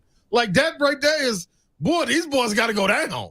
Somebody got to take care of them. But at the same time, I can't be the one to say it because they look like the best team in college baseball. So, but is that one of those deals where you have to give props on the front end, but you really are hoping that they fall on their face so you can be like, man. See, I told y'all it's hard to win one of those things. Yes, that's it. But man. the number one seed hasn't won the College World Series in a long time. Correct. You are right. But boy, we sure ain't talking about hyper. Is it a successful season if they don't win it? See, I mean that's a question. All right, Allan Bell is coming up, and we're going to get into some Las Vegas type things with Allan Bell. He says you can make money off the USFL, which I forgot existed. Like college baseball is drawing more people than the USFL. I tried my best to watch a USFL game. I can't do it. NBA Finals, Game 3 coming up. Yeah. NHL, Colorado Avalanche into the Stanley Cup Final. We got a lot to get to with Allan Bell. That's next. CHL 104.5 The Zone. You know what else is good? Farm Bureau Health Plans. Look to the folks at Farm Bureau Health Plans when you need someone who knows the health coverage game plan. They've been protecting Tennesseans for 75 years. They also bring us Coach Mack each and every week. Coach, there's been a lot of talk about Rob Moore's comments today. He said something that some people had maybe guessed about because they'd seen an inhaler. He said that Treylon Burks has asthma, and we know Treylon missed practice today. I wanted to ask you, did you ever coach anybody who was dealing with that specific issue? Is this something you know anything about, just in general? I've had guys that had asthma. I also had guys when I was coaching at Arizona that were perfectly fine, and then we'd go up to Flagstaff for training camp at 7,200 feet and would have all kind of issues. And so have I dealt with that as a coach in my 31 years? Absolutely I have. Well, and it seems like they're doing their best. Obviously, he didn't practice today. They've let him miss some drills. They're trying to manage the situation, but I guess each person being so different, you just kind of manage it on the fly, I guess, and just do your best as you go to keep the player healthy and to keep them as engaged as you can in every way that you can. No, they'll get it managed. I mean, they've got it managed. I mean, he's got, and first of all, I mean, and again, I keep saying this. I said this, and not just with Treylon Burks. You guys hear me say this a lot, and I do it on the show, and I'll do it in person when I'm talking with people about rookies coming in for their first. They're not in NFL shape yet. Yeah. And whatever varying degree that is, and even if you were there at practice today, you can see how these practices are geared right now. A lot of it is conditioning practice, and so anyway. Guys, this doesn't move my needle a whole lot right now. It really doesn't. Coach Dave McGinnis, our guest here on Blaine and Mickey. Well, not to address Burke's situation, just kind of take us through the process of how NFL teams get information about a player and then how, like, maybe it may not even been on there and how that can be missed, or maybe he's adjusting to this climate here in Tennessee. But just kind of take us through how you find out about the medical records and how much information you actually get. Because that's always a question I get asked, and I've never actually, received the information. I was just always the person getting the test on. That is the beauty of the combine. Mm-hmm. Everything is out there. Yeah. I mean, the medical reports that you get from the combine as an organization, first of all, and it's all completely shared with everybody. It is a thorough body check from top to bottom, everything included. And so there are some things that players find out at the combine that they had no idea they ever had. That always fascinates me when they say, "Oh, you have a fracture in your foot." I think that was one year, just a couple years ago, and then somebody else had something else, and I was like, "Wow, that's weird." And he did all the drills, and he didn't even know.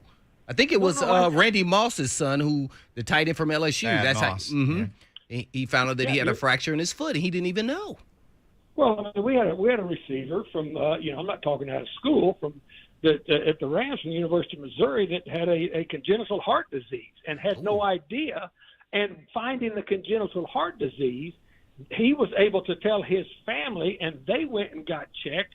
And so, and most of them had it, and they were able to get it corrected and save.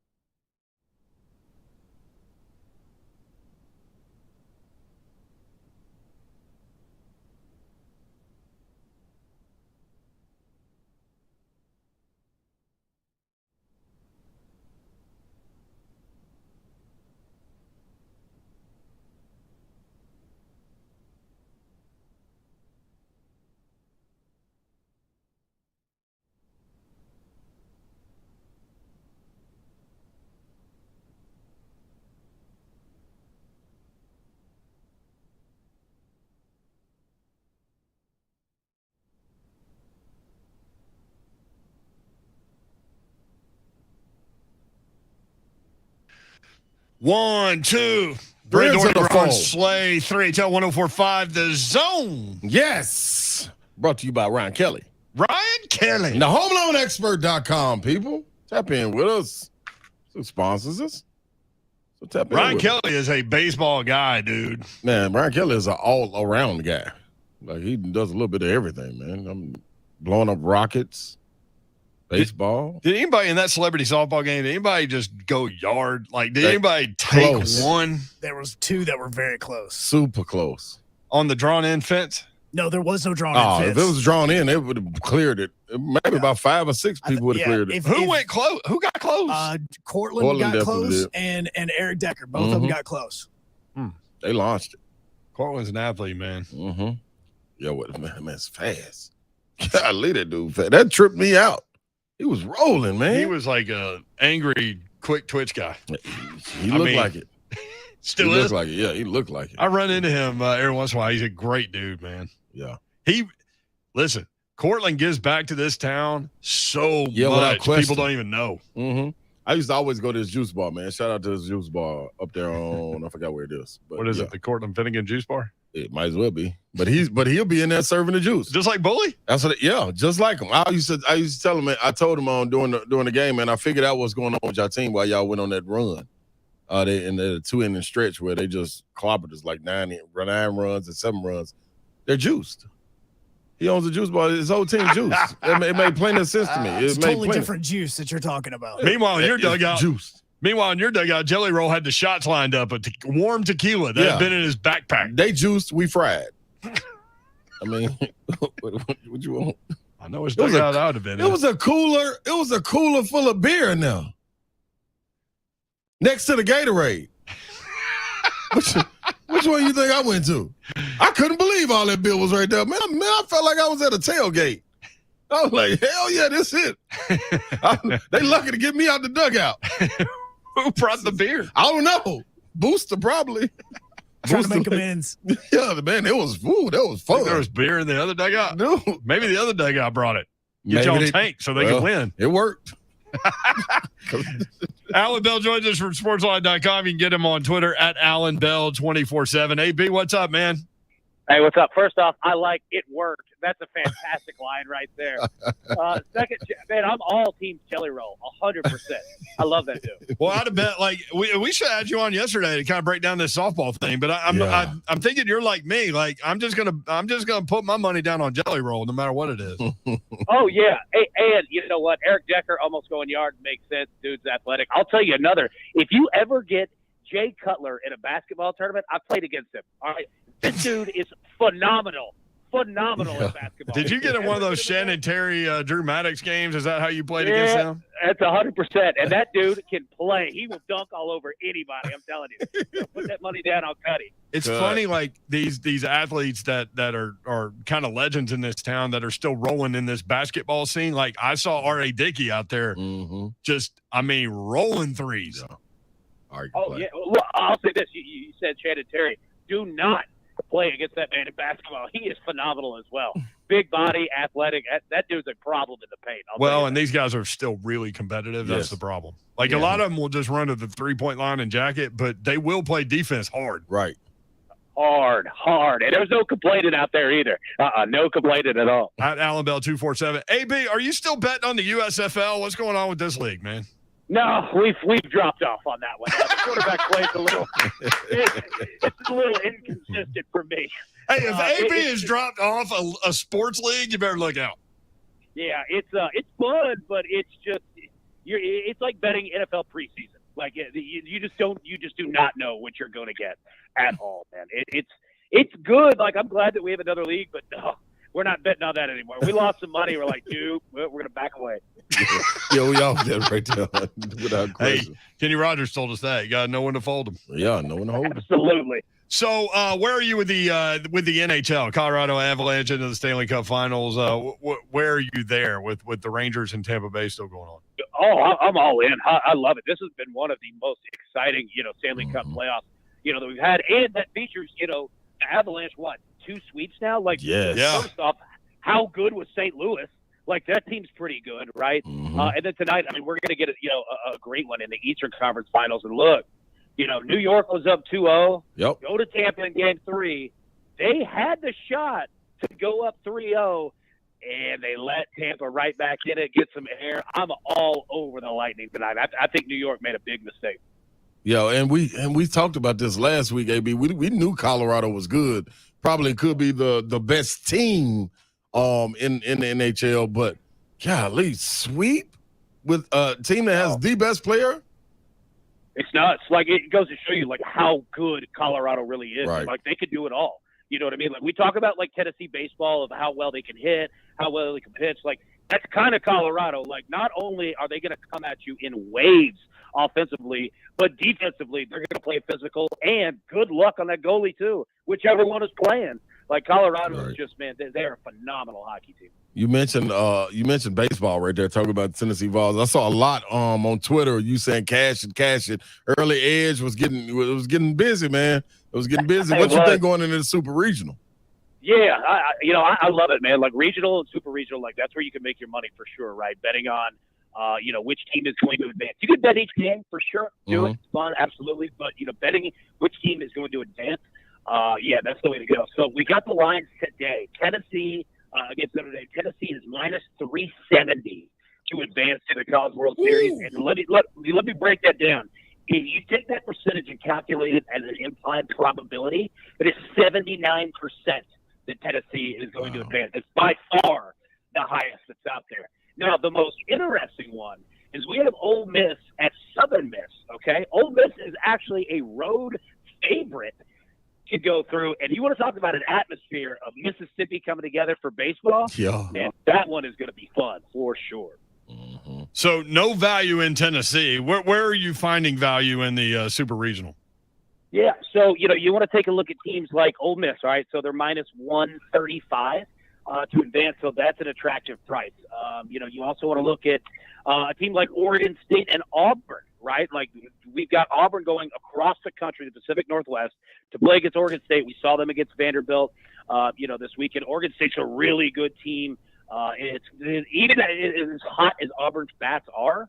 Oregon State minus 155. That's an attractive price. And you remember all that hoopla that went on about the Arkansas radio guy that was blasting, the player or something? Yeah. Well, you know what? That woke up Arkansas, and they're in the Super Regional now, going against North Carolina.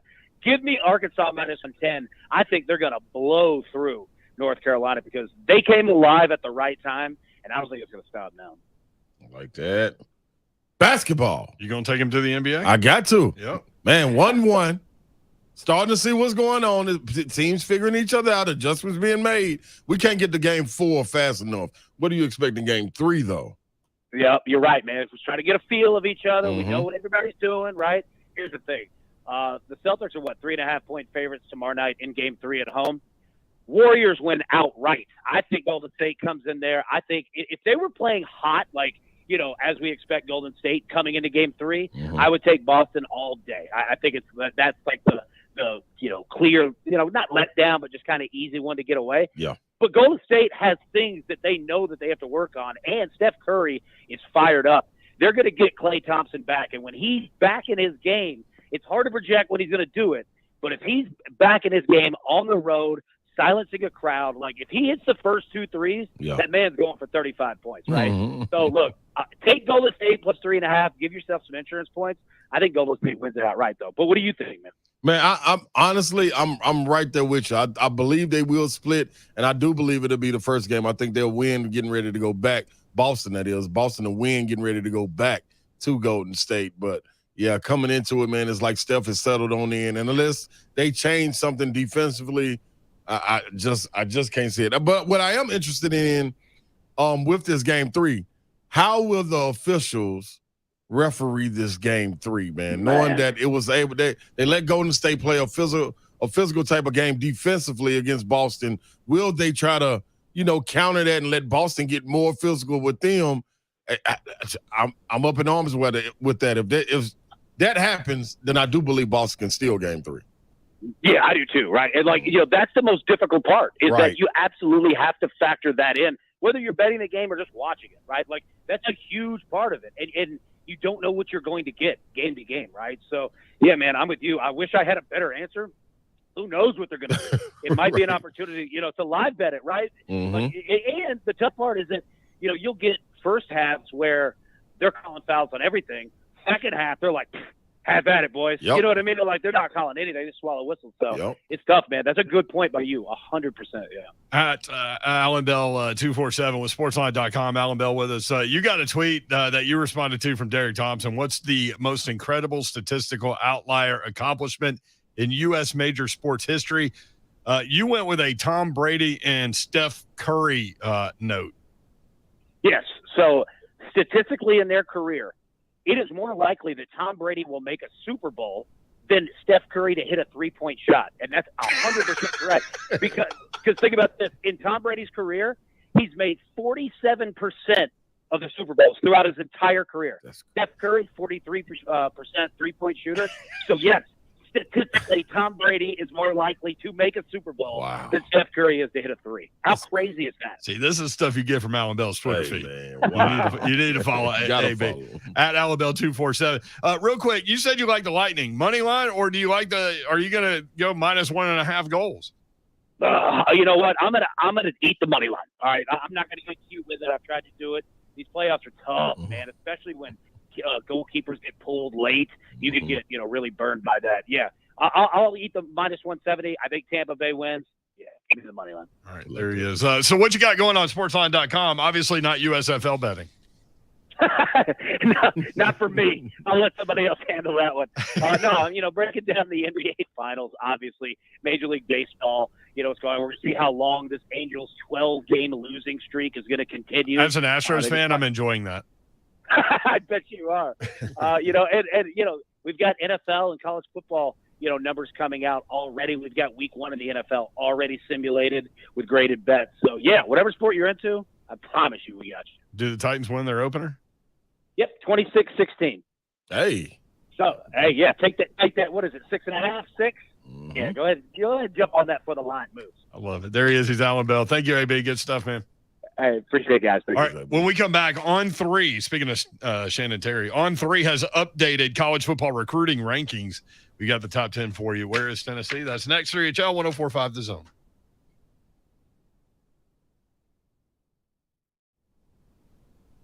I'm Ryan Kelly with thehomeloanexpert.com. Banks are great for car loans, but when you need a home loan, you need an expert. We'll get you pre-approved the day you call in, lower rates, and with our 21-day closing guarantee, you'll be in your dream home in weeks.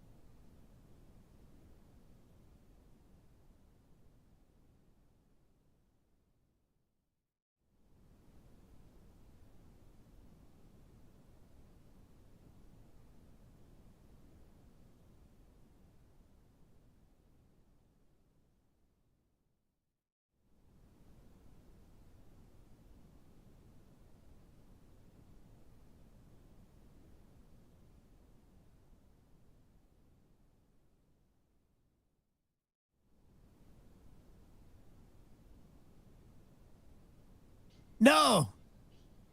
Maybe it's from. Oh, you're just rolling through the same record. I'm just it's the same record, different track. Okay. 615-737-1045. Randy on Twitter. You can hit us there at the RHL 1045. Apparently, the jury is out for the day or on social media break. Don Davenport with the tweet. They let him sneak out the tweet.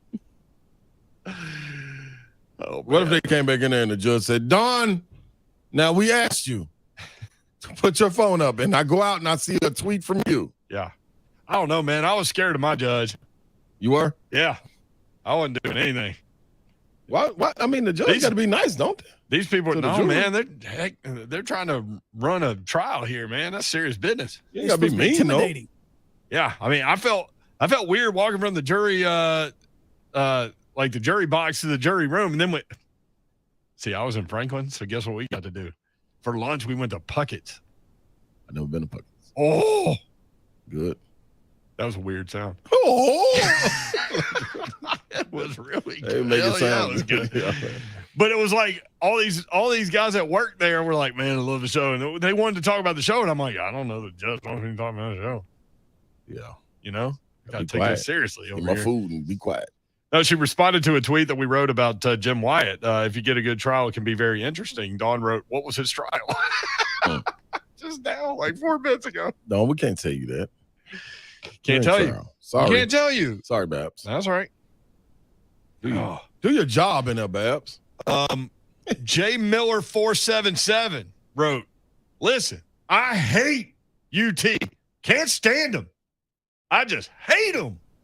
But fall baseball is just straight up fun to watch in all caps. That's why I asked Jim, because like they are. Look, if sports is entertainment to you, you don't get worked up about guy flying around the base paths with the middle finger up in the air. You laugh at it.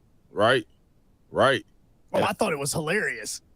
But I get people being upset about that. Like it just depends how you take your sports. Like if you take your sports really seriously, and I get it. Or if you have this deep hatred for Tennessee, because I think that's one of those situations. Like if it was your team and your guy, you would say right now, no way I would support that. But if it happened, I bet you would. That's what my wife said. When I said I loved it and I found it hilarious, she goes, you would have found it hilarious if it was Alabama. Like, actually, no, I think I probably still would have laughed. Hey. What about Rashawn Golden when he got in the end zone and flipped off all the Alabama? We let him go. Hey, it looked like we got a trail of doing that. So now, Greg Sankey might have something to say about it. Without question. And I'm sure he will. But I love that this is the conversation, and for Tennessee, just in 5 years, getting it to this level, it's stirring in the stomachs of Vandy fans. Like, you dude, love that, don't you? Man, what?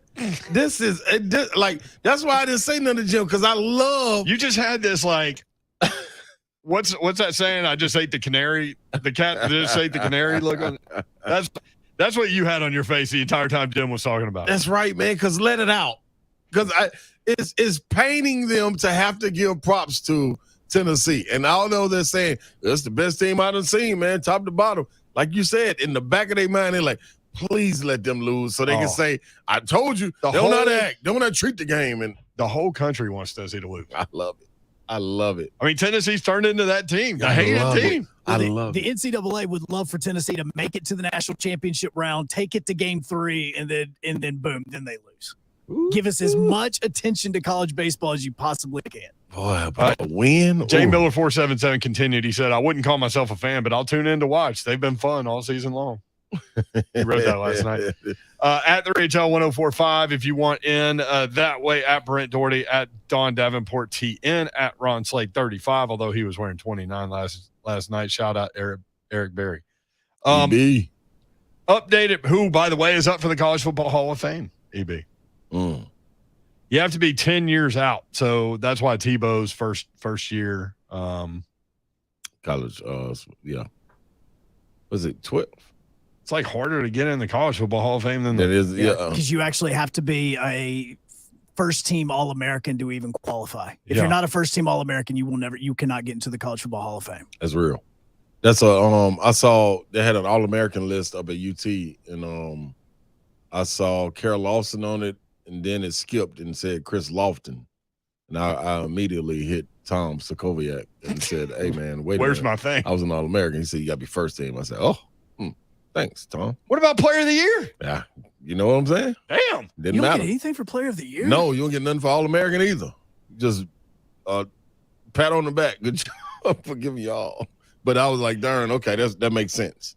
So I wonder, is that a requirement to get your jersey retired? Because Chris Lofton checks all of those boxes. I wonder, was Grant first team? I'm not sure Grant was first team. I'm not sure either. I don't think he was first team All-American. So my great-grandfather, Nathan Doherty, is College Football Hall of Famer. See? So his deal is hanging up over there. There you go. Which Nate. is really, really cool. Yeah, they called him Biggin. He played in like 1908, 1909, like literally, and played basketball, ended up athletic director at Tennessee, hired General Nealon, all these things. But they called him Biggin when he played. He was 6 feet tall. Wow.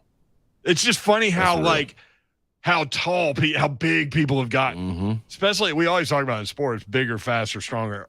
I mean, every year. Yeah. On 3 consensus. Did you have something else? I saw you point at Hunk. Yeah, he said he was first team All-American. What was his junior year? It was consensus All-American in 2019. His junior year. Boom. Yep.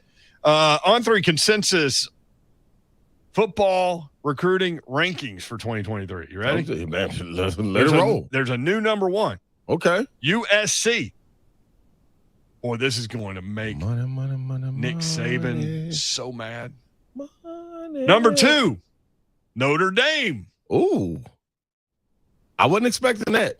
Number 3, Alabama. So now he's got 2 in front of him. Mm-hmm. Number 4, Ohio State. Hey, where's A&M? I'll get to him. Come on, Jimbo. Number 5, Georgia. Kirby. Number 6 and 3rd in the SEC currently, Tennessee. Hey, go Vols! Carl got no room. Woo! There we go, baby. Top 10. We're coming for the number 1 spot, baby. Let's go. Let's go. Oh, where's he going? Where's he going? Let's go. He's got a shaker. Woo! So what I've heard is that Tennessee is going to get better and better and better with this class. Oh, yeah. So, oh, yeah. Just hey, wait. I still haven't got to A&M. Go ahead. Number 7, Texas A&M. Hey, Jimbo. Keep fighting. Checks haven't cleared yet. Be a minute. Number 8, Clemson. Wow. That's Number 9, Penn State. And number 10, got all the Nike money in the world at Oregon. Yeah. Yeah, they always gonna be. Oh, my bad. I thought Clark was making something happen. They always gonna be on the phone. You know something interesting? And this is what we thought would happen. I was talking to a young hot recruit that plays football and really, really good. And it's really young. But he said, man, I'm gonna tell you what, watching Tennessee, and he's getting offered by everybody, but he was like, watching Tennessee, it's interesting to see what that 23 class is gonna do. Because with Nico coming, and if they get that offensive lineman, this is what he said. This is a defensive player. If they get that offensive lineman from IMG, man, there's gonna be a lot more people that roll with them. And this is coming from a young recruit, so they paying attention. And there's a receiver, and yeah, you know what I mean. So they want to be around other people that are potentially. True. They want to be in the hot. There you team. go. There you go. Let's see. What else do we have? Bradley said we got to get 3HL out to Puckett's. Live remote. I agree, Brent. That's the best part about it. What's called the wings? I too walked across the street for lunch every day. Old country cooking. Meat free. Okay. Okay. They want to hear me with the little pork chops and gravies and stuff. Yeah, for sure. Mm-hmm. Yep. All right, 5 o'clock hour coming up. Deshaun Watson. More news. Come on. Also, son. you heard anything about asthma today? 3HL 1045. So I want to go back to the Music City Miracle where you're spotting for Mike Keith, right? Yep. For those who don't know, you're pointing out tacklers, injured players. Mm-hmm. You are the eyes for the play-by-play guy for the things that he can't see. Yep. So during the Music City Miracle, or even the final play of the Super Bowl with Kevin Dyson reaching out 1 yard short, what are you doing in that moment? Like, what is your job during the Music City Miracle? Is there anything that you can do at that point helping Mike Keith make that call, or is that just pure chaos in the booth? It's pure chaos that ended up being radio gold. There was nothing I could have done because Mike had been at all those practices. He had seen them run the home run throwback at the end of each practice. And we all remember the players going, I don't know why we're running this. We're never going to do this. What are we doing? We did it every practice, at the end of every practice. So he saw it immediately, and so did Pat Ryan. And there was nothing I could point to. You're just waiting for a tackler, right? Because it's down, where our booth is, it's at about the 40-yard line. This happens at the 20 going towards the south, 25-yard line towards the south end zone. And he sees it all develop right there. And mind you, the booth is one of the best views in the league, home or away, because we're not in the nosebleeds like we are in Houston or in Indianapolis now.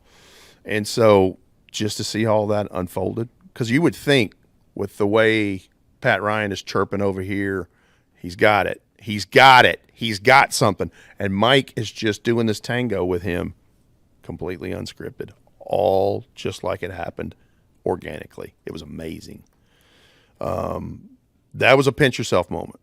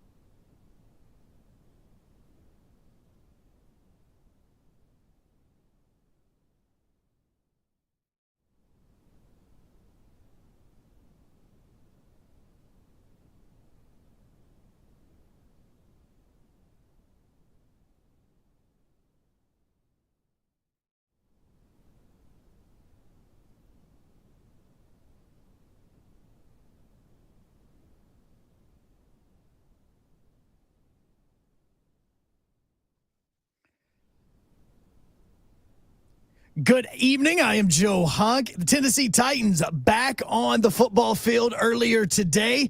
That included a lot of talk about Treylon Burks, but there was also some talk about Malik Willis and what he is currently learning from his quarterback coach. Well, a lot of young quarterbacks, when they come in, you really have to teach the operation, what we call the operation. And the operation is really everything you do before you even touch the football.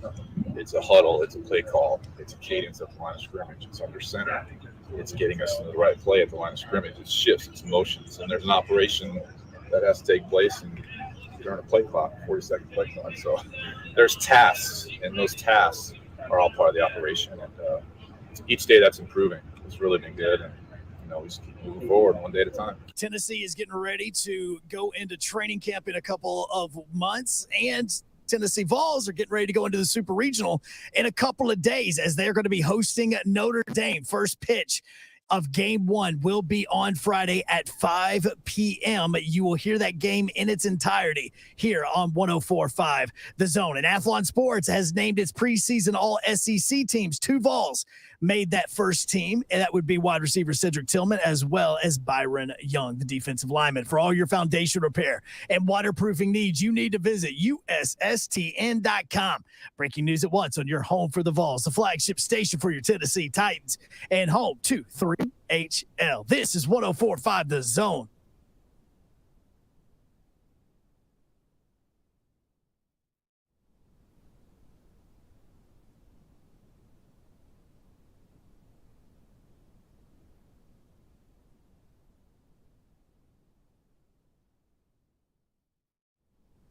Woo! If you're in downtown Nashville, look the hell out. It got dark. It's getting dark. It's getting dark out there. Be safe. Rutherford County, Williamson County's been dealing with severe storms. So head on swivel time. Swivel on the head. Britt Doherty, Ron Slay. What's happening, people? I'm in the building. Hey, I'm in the building. I'm in the building. I'm in the building. I'm in the building. I'm in the building. I'm in the building. Got that Firebird red on. Let's go, baby. So hard to be a Firebird. Don Davenport is sequestered as a juror, I'm sure. I wonder if we told Babs the next time they get a break, if you could just put a sign outside the windows, we can get somebody to ride by and take a picture of it. You said earlier, free my people. Yeah. Help me. Help me. Oh, man. Why she had a break not too long ago, but right before they get out. Like they're supposed to be out, right? So, yeah. Coming up. That's a short break, though. That was like 4 minutes. Somebody need to go to the bathroom. Yeah, take a sip of water, get back in here. Piece of bread. What if you got? See, I got questions. I can't wait till Babs to get back. I got a lot of questions. Like, what if you got to use the bathroom real bad? Not Brad, but real bad. What if Brad has to use the bathroom real bad? You know what I'm saying? Like, what do they do? I don't remember. I think you just have to sit there and hold it. No, then you be like Bobby Brown. I did it not too long ago. What do you mean? Like everything just backs up on you? Yeah. He had to pee in the back of the police car because they wouldn't stop. Y'all remember that? No, I'm out on that one. I remember the Bobby Brown had sex with a ghost story. See what I'm saying? It was backed up. There's a lot of Bobby Brown stories out there. Bobby's out here, man. Boy, he has lived a life. Yes, a couple of them. At the RHL 1045 on Twitter, the dope on Twitter. What number will be higher this year? Tennessee's preseason ranking or the number of losses they will finish with? I'll hang up and listen. Everybody's got jokes. Everybody's got jokes. And see, guess what? That's the reason it's an obnoxious fan base. Because, man, y'all kicked us like the can down the street. And that can grew legs. You never thought that can would get up. And that can's up now, man. I'm telling you, hey, boy. You want to talk about a fan base that's probably been taking some receipts? Oh, what? Ramon said the other day, and he's right. Just wait till Tennessee wins in football. Oh, this ain't nothing. Y'all think Tennessee fans are obnoxious right now? Baseball. Just wait. Listen, and I ain't knocking baseball. What they got is great, but boy, let Tennessee go 11-1. I told them cats, man. I told CeeLo, I told Tyler, Jawan, all them guys in that Bruce Pearl era, man. Dude, y'all rolling. Told Grant and them the same thing. Y'all balling right now. Y'all got the city buzzing. y'all ain't seen nothing until football is winning and you winning. What? Ain't no going home right now for summer because the baseball is buzzing. Like everybody want to stay up there. That's how it was when football was buzzing. Wasn't nobody going home for summer breaks. It was party after party after party. Hey man, what? Football different, man. Hey man, Lord have mercy. See, on those souls. I was one of those fortunate souls that was in school at Tennessee in the 90s. Dude, I think I saw like 4 losses in my you know college it's life. different. You know it's different. Like it, man. 3 of them were to Florida. See? Yeah. And see, that's what I was trying to tell people the other day, man. Like, you talk about the rivals, man. We wasn't looking for Alabama. We were looking for Florida. Where they at? Tennessee was handling Alabama. Yeah, hey, man. Hey, boy. Woo-wee. I wonder who. Man, we're going to have to bring that back in the summer. I remember 98. It was kind of a close game with Alabama at halftime, and then Peerless Price ran the opening kickoff back for the second half. Open. And there was a flag down on the field, so everybody thought it was a block in the back or something because typically it's on you. Special teams, yeah. But it was on Alabama, and then, just smoked them after that. Hey, man.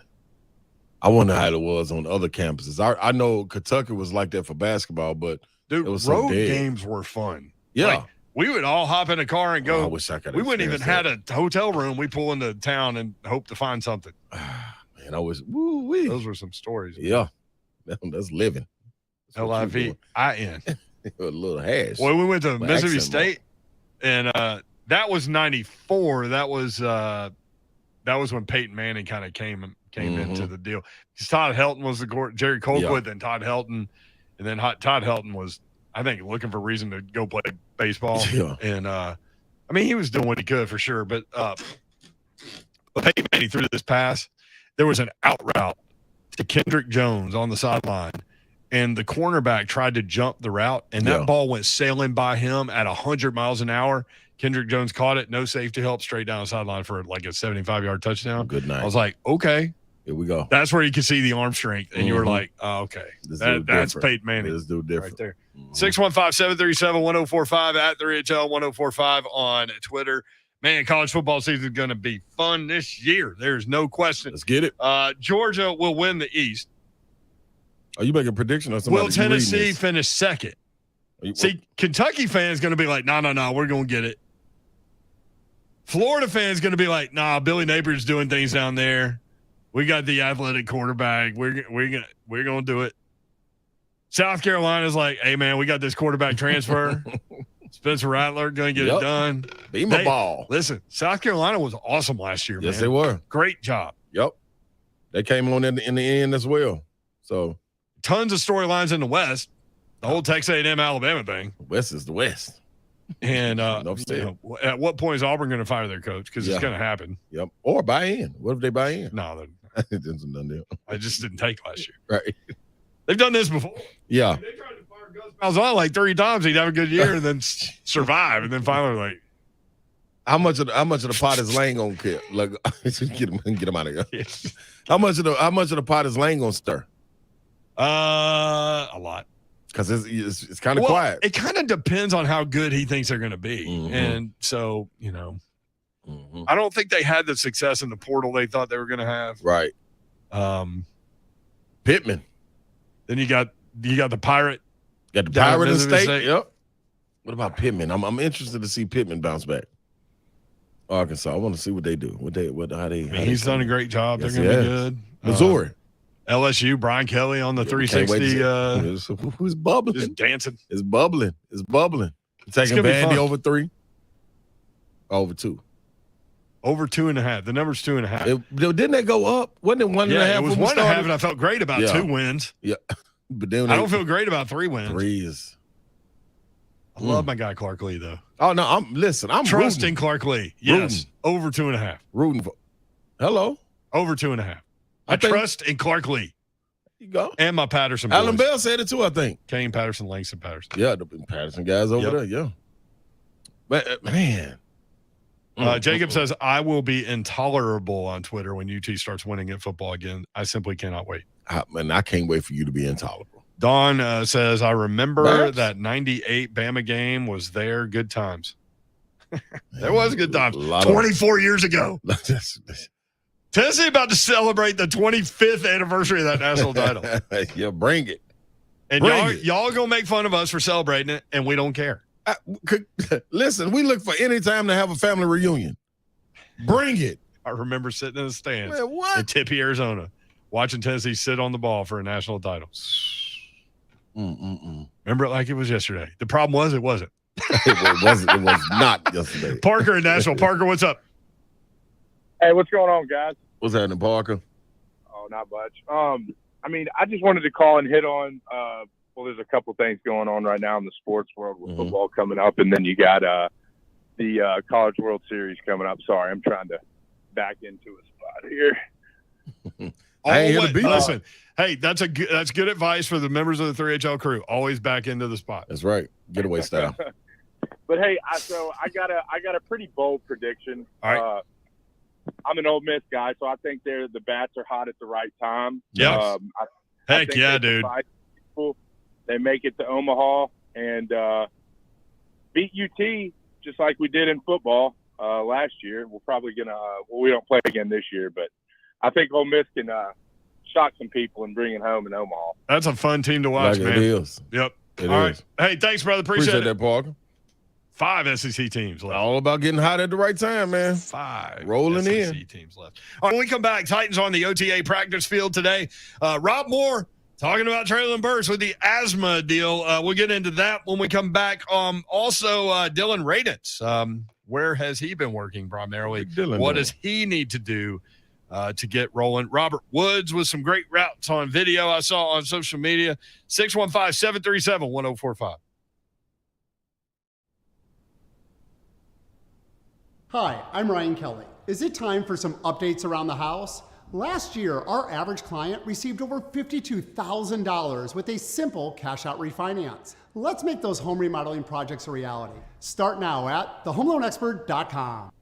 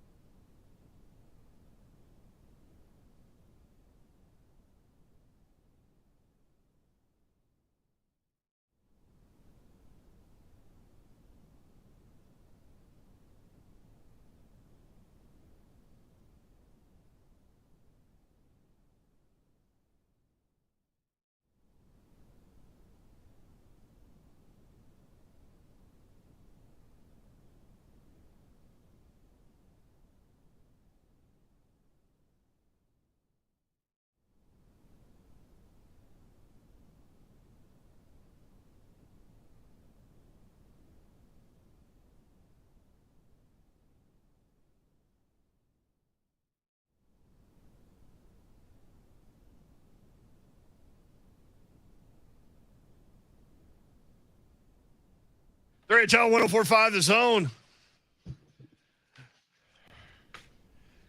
I saw a nice little pop-up we had at the remote yesterday. Yes. Illustrating our title sponsor. Yeah, it's our guy. Ryan Kelly. Yeah, Ryan Kelly can help you out. Yeah, HomeLoanExpert.com. That's our people. Purchases, cash out refis, everything. Hero Loan. Don't forget about the HeroLoan.com. I'll let our people, man. Mm-hmm. HeroLoan.com.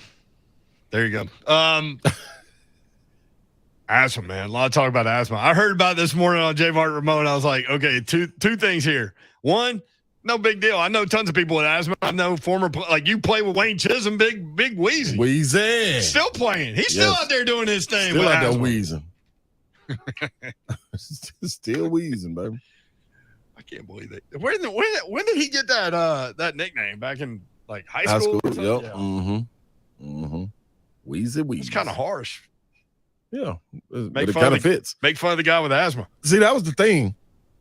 Back in the day when you came up with nicknames, You they can't didn't do it at 22. But back in the day, you weren't what fit. you were. Yeah, exactly. And it was all right. Yeah. And people embraced it. Like, oh, I'm wheezy. I'm a wheeze all the way through this thing. Yeah, you know what I mean? Big boy, they call it the fat boys, big boy. What's up, big boy? Hey, what's happening with you? You know, see? Slammer. I was slam dunking, so Slammer. That's it. Slammer jammer. See, that's pretty good nickname. Yeah, it was pretty cool. Yeah, old man gave me that. The other thing I thought was, man, a lot of people are going to make a lot of, especially this time of year, a lot of people are going to make a lot of things about this. What? That it's a big deal. Oh, yeah. We're going to spend a lot of time talking about it. They are. But and that's fine. That's good because I know a lot of people are concerned, and that's great. Mm-hmm. I'm just not one of those people. No, you're not. And I am not either. But one thing for sure, I gotta be able to tap in. I haven't been able to tap in to the fan base to kind of hear their reaction to the asthma. Is it a big deal? Right. And if you disagree with us, that's cool because Hunk brought up a great point. Like the one concern about it is for sure is does the adjustment to the environment trigger the asthma? And if so, when will he be acclimated to the point where he'll be in shape for training camp and all of those things? Mm-hmm. I think he's in that spot on. That is. And that's going to be something he's going to constantly have to deal with because we're in June, training camp starting in July. If that is the case and he's having to figure out which med's going to work for him, which asthma medicine's going to work for him, he's got about 2 months to figure out, okay, this one's working in Nashville, this one is not, this one, and so forth and so forth. Would we rather it be the asthma situation or would we rather it be him not being in shape? See, I don't know. I mean, does one thing lead to the other, which leads to soft tissue? Good question. Because once somebody pulls a hammy, you're going to deal with that. Trickle down. We Was learned that all year last year? all year. Yeah. All year. He did that, week 3? And he dealt with that the entire season all the way through the playoffs. I would hate to think that's that man look fit. And it's funny because we heard about the inhaler, so everybody kind of thought, oh, okay, I guess he's got asthma. But nobody made a big deal about it. Right. Until Rob Moore, the wide receivers coach, met with the media today and said some things about this. By the way, you've got a Father's Day thing coming up, so people need to stay tuned for that. Yeah, don't y'all forget the mission is still upon us. And we got some gifts on our mission. We got a gift bag. We got a gift bag being given out on our Father's Day mission. How about a gift sack? Yeah, okay. that's fine too. Give sack. Well, when I say when I think sack, I think of Crown Royal. Oh yeah, it can come. Nah, this big. Well, I guess you could fit it in the Crown Royal. When bag. you think of gift bag, you think of like day spa. By the way, SpongeBob. SpongeBob. Is that what you said? No, I said like day spa and something like a gift pack for a female. Like that's swag bag. Day spa, SpongeBob. Yeah, all the same. By the way, yesterday we were at First Horizon Park. My man was like rolling down snacks, like one side of the thing to the other. So he would go from left to right with he had Cracker Jack the first time. Then he goes right to left and he's got peanut M&Ms. Then he goes left to right and I'm like, I can't tell. I was like, what you got now? And he goes, D's nuts. He starts laughing. And I'm like, it was like nuts. All nuts. Yeah. So that was good. He was waiting for somebody. Please, somebody ask me. Please, somebody ask me. Well, he'd already thought it was funny that. we were talking about the Geiger Jack. But Right. anyway, yeah. So Rob Moore said this today. Treylon's worked hard, comes in early in the morning, board work, walkthroughs, everything you could think of, mobile class. We do it's a lot of different things to try and shorten the learning curve and get him caught up to speed. You know, some of those things that happen kind of out of his control. Just, you know, the kid is, you know, he's got asthma. You know what I mean? Those things, you know, happen. Really? But you know, in regards to, he understands what the expectations are. But I think at the end of the day, it's just really him getting himself immersed in the culture of how we do things here, how we play here, which is different from every player that comes to here from college, because we ask these guys to do things that a lot of teams don't ask them to do. I'm excited about Treylon and what he's going to be able to bring to this football team. He just has to get himself healthy and be able to show everybody out here on the field, you know, what he's capable of. Slay literally jumped. Dude, I did too. I wasn't y'all paying know attention. it's coming. I wasn't paying attention to the Crazy. screen, and I was looking to my left, and I dove. I was like, It's crazy, man. Like, there's too much going on out here. Well, I mean, man. we had active shooter training. That's- Not too long yeah. ago. Hey, so what is it? all right, so I've been told that what it was the like the gator that was driving around on the field hit a bump, and it bottomed out, and that's See? the sound. That was Matt Thompson, 100%. And for those that don't know Matt Thompson, he's that guy. But for those that do know Matt Thompson, you 100% know that was him. What? By the way, Matt Thompson, trainer over at the Titans. Thank you. Appreciate it. Equipment guy. He does everything over there. Been there forever. Yeah, that is wild. He is the most competitive person I've ever met in my life. Yeah. Out of all the NFL athletes, the NBA players, the Major League Baseball players, Matt Thompson, the equipment guy over at the Titans, the most competitive guy I've ever met in my life. Competitive greatness just oozing out of Matt. Oozing. Okay. Like it. I like it, Boy, Matt. you beat him at something, it don't matter what it is. He's coming He's coming back, but he's going to hold a grudge. He won't like you no more. Yeah, take it personal. That's real. He would have taken it kind of losing at Rockin' Jocks last night. Well, we need. How bad did y'all lose that game?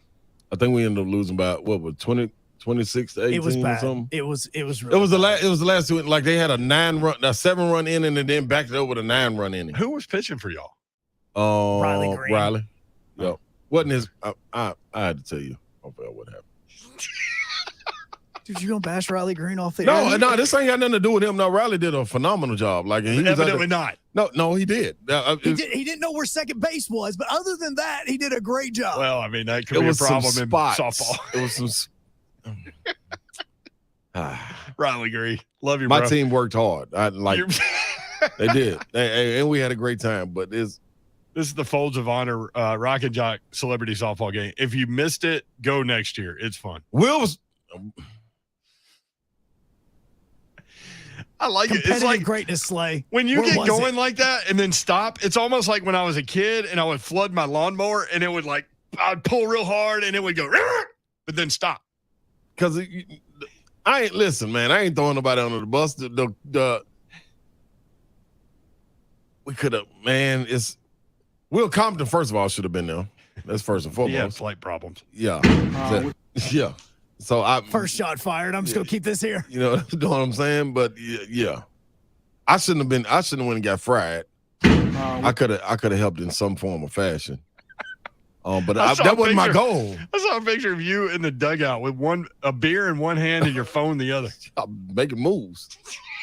He was trying to make a trade. I think he was on the phone. I was on the air out. You're trying to trade for Sean What's Johnson. going on in the transfer portal? But Hardy. You were trying to trade for Hardy.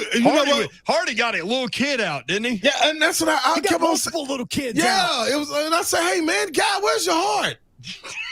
I just threw this man out, man. What's going on with him? The pinch runner for Jelly Roll, then Ollie for me. Like, what are y'all doing He out got here? Ollie out twice. Yeah, y'all ain't got no compassion. He caught Slay's pat ball, tagged Ollie out, and then tagged him on the head once he got to first base. What's going on?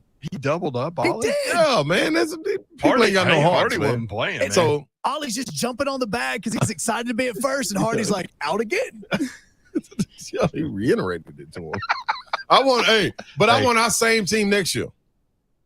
Give us our same team next year. Maybe some practice sessions before the game. Just a little slight minor adjustment. We're going to be fine. 615-737-1045. Mike Vrabel also talked about the Treylon Burks asthma situation. What happened was Rob Moore met with the media before practice. He's the wide receivers coach, and he's the guy that, I mean, basically it would be like saying, hey, Ron Slay's wearing a red shirt. Treylon Burks dealing with asthma. Everybody knows. So then they have practice. Treylon Burks doesn't practice. So then Mike Vrabel's asked about the whole situation. Very confident. You know, I mean, we got a lot of confidence in all our players to prepare. And, you know, we got a few weeks, you know, quite a few weeks here before we do go to training camp. Are you surprised by that? Surprised by what? I try not to get too surprised, but I mean, I'm sure you guys will disagree. But The asthma setback with Treylon. no, and that's not, you know, I mean, we deal with a lot of different things.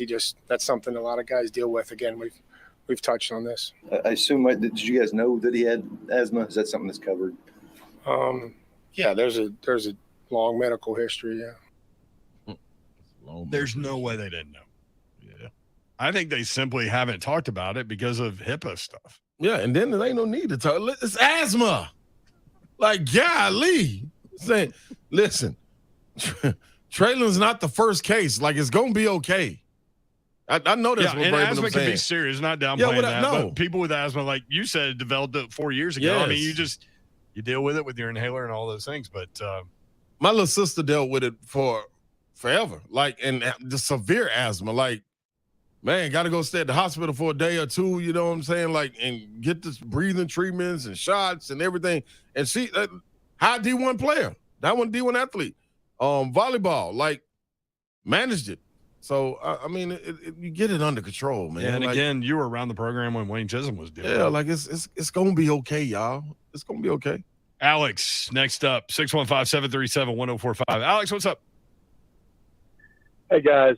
I'm glad to hear that you guys have your heads on straight because, I mean, does anybody know where we live? I mean, we live in the biggest allergy bowl almost in the United States. Yeah. I moved up here in 1994. I'd never had allergies in my life, and all of a sudden, my whole body starts shaking. My eyes start twittering, and I think I'm going to die. And I go to the doctor, and I said, okay, how long do I have to live? He said, you just got allergies.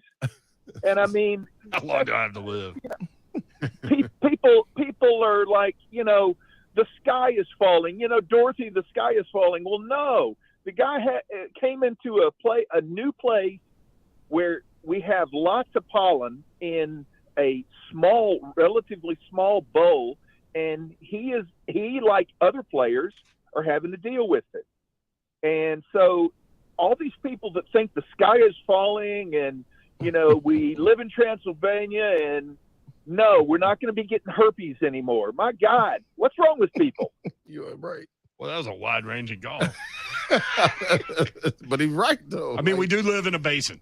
Yeah. If you think about it. I mean, that's why we make fun of Jolton for being up top and having all that snow over there. Then you got the plateau. You got Mont Eagle. Like, I mean. Right in it. We're in it. Middle Tennessee. I heard Blaine and them talking about neti pots and stuff. I think we just kind of live in a neti pot. What is a neti pot? That's that thing you like clean your nose out with. They got real graphic about it, and I was trying to eat a sandwich on the way in here. I'm cool on that. Let's bypass that one. Yeah, you just run this. I've never done it before, but let's bypass it. I think you just run a bunch of stuff up your nose, and all this stuff comes out. I think that's how it works. Have you ever done it? Yes. It's not fun. Am I right? Like a bunch of mucus comes out? Yes, and it feels so weird because it goes up one nostril, down the other, and it just kind of like through your brain cavity. Yeah, cleans out your brain, cleans out everything. I think it could kill you too if you do it wrong. What? Too much pressure. I mean, you can't turn it on like it's a fire hose. Let's make sure we don't got none of that on our Father's Day mission going up the mountain. You don't want a neti pot? No, leave the neti pots at Father's home. Day? No, we're gonna stop at Coach Mack's house. Leave that in this trash. They'll take it out on Mondays. I have a feeling if we ask Coach Mack about Treylon Burks and asthma, I think he would tell us to keep our powder dry. Oh, well, I can't wait. I bet you Coach Mack could probably name 10 players just off the top of his head that he's coached that has asthma. How do you think, Coach? We have Coach Mack on tomorrow. When we Yes. tell him about Don Davenport doing jury duty, you think he's going to have a take on that? Yeah. Don, keep your powder dry. They'll let you out of there soon. That's what he's going to tell him. You know what? What Don? if she ends up with like an O.J. Simpson trial? She's gone for like 6.5 months. Yeah. Is that all that took? It felt like it was years. I 100% that was a guess. I just guessed 6.5 months. It was long. Length of OJ trial. That was some wild stuff. Yeah, because each person was on the stand for like 3 or 4 days each. Mm-hmm. Like, this isn't like it is on TV where they ask you 4 questions and you're gone. I mean, Johnny Depp was on the stand for like 2 or 3 days. Well, I watched part of that. I literally watched like 5 minutes of that trial. Whoa, there was some wild stuff going on in that deal. I watched 0 of it. Oh, you missed a show. Johnny Depp was literally making fun of the defendant's lawyer every opportunity he had. What was the line he said when they asked him, like, isn't it a little early for bourbon at 7:30 in the morning? And he had such a great line back to that. There were a few of them, and I can't remember what was it, because they even asked, so, I mean, your ex-wife or wife or whatever is lighter than you. And he's like, well, I mean, that's... He was like, well, it depends on who you're asking. He was in character. Oh, I mean, he almost went full Jack Sparrow at one point in time. It was awesome. Depp tried to buy a house in Middle Tennessee, and he wanted to put a helicopter pad on the roof. And the neighborhood association, this is what I heard, I don't know.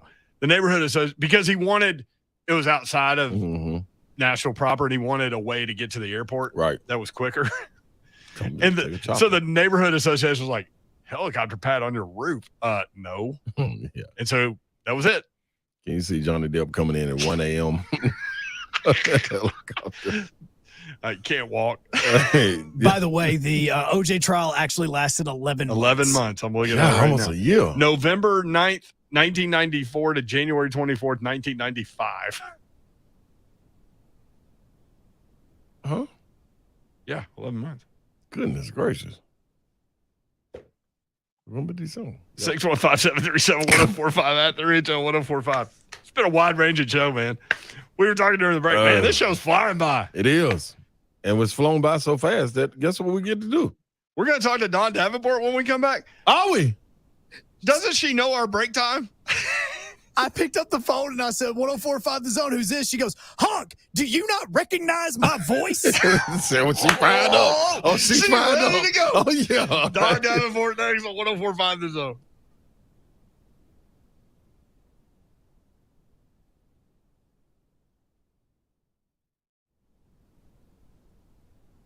Hi, I'm Ryan Kelly. Is it time for some updates around the house? Last year, our average client received over $52,000 with a simple cash-out refinance. Let's make those home remodeling projects a reality. Start now at thehomeloanexpert.com.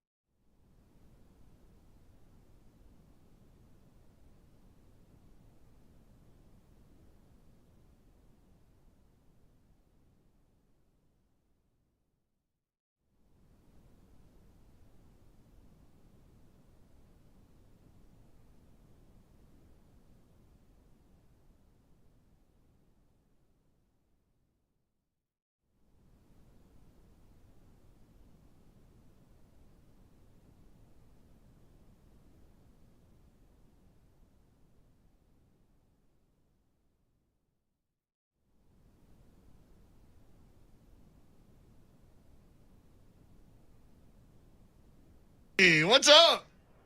Boys, why the heck did you leave me on hold for so long? Listen, man. You know when callers do that to us, fun. you snipe them, right? You remember that, right? I do snipe them. I dare you to snipe me. I dare you too, Hunk. I double dog dare you. I would love for Hunk to do that right now. I'm good. How's it going? Going good, man. Missing you, Babsy. I got so many questions for you. She can't answer them. Well, you know, I can't answer any of them. I'm just I was actually calling to provide neti pot talk because I used to use the neti pot and it really did work, but it was so disgusting. So now I don't use it anymore, but it did work. It was disgusting when they were describing what it was. You know, I didn't know what a Nelly pot is. Yeah. So how do you It's like legit. how do you do it, Babs?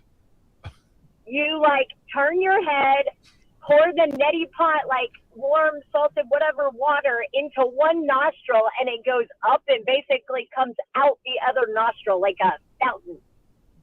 Wow. So did And you so it, do like, this? cleans it out. Did you do this in the bathroom when you were on that trip, and then that guy left the Post-it note? Is that what really happened? Yeah, that had to be it. The Nelly pop led to Post-it notes. So you didn't think you would get chosen to be a juror. So clearly you were wrong. Well, no, but then during jury selection, I'm listening to all these freaking excuses from people and some of the dumb stuff that people say, and I'm like, oh, I'm definitely getting chosen now.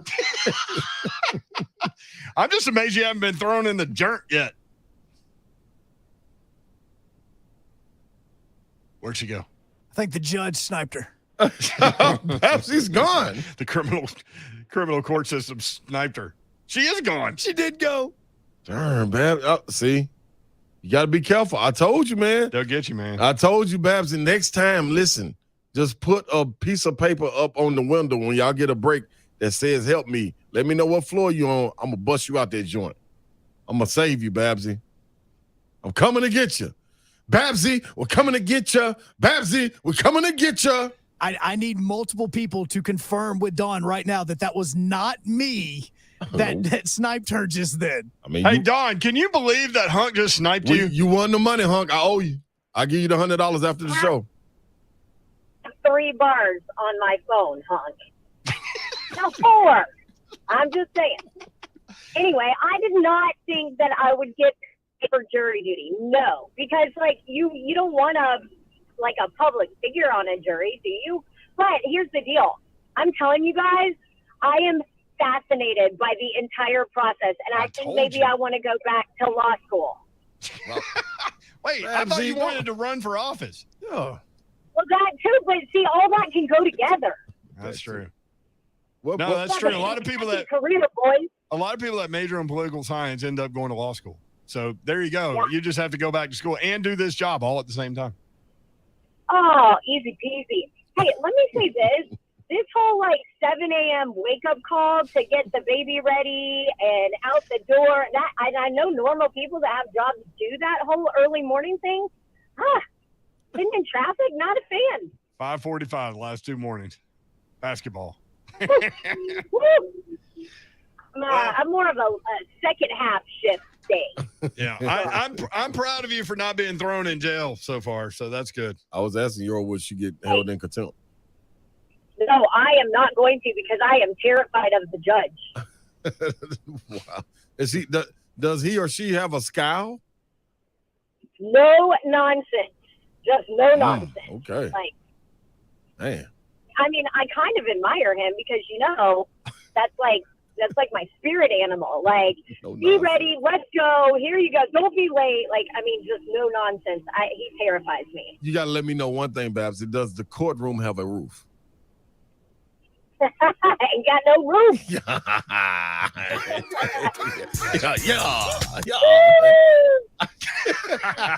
It's like a roller coaster with Babsy. We miss you, Don Davenport. We do. I miss you guys too. I'll let you know when I'll be back. We don't know as of right now, obviously, but there is a possibility it could go through Friday. So. Oh, come on, man. I'll bust you out that joint, Babs. Just hold on. I know. He said, hey, this is our civic duty. It's a part of our civic duty. We live in the greatest country in the world, and this is all a part of it, right? Hope y'all got good snacks during the breaks.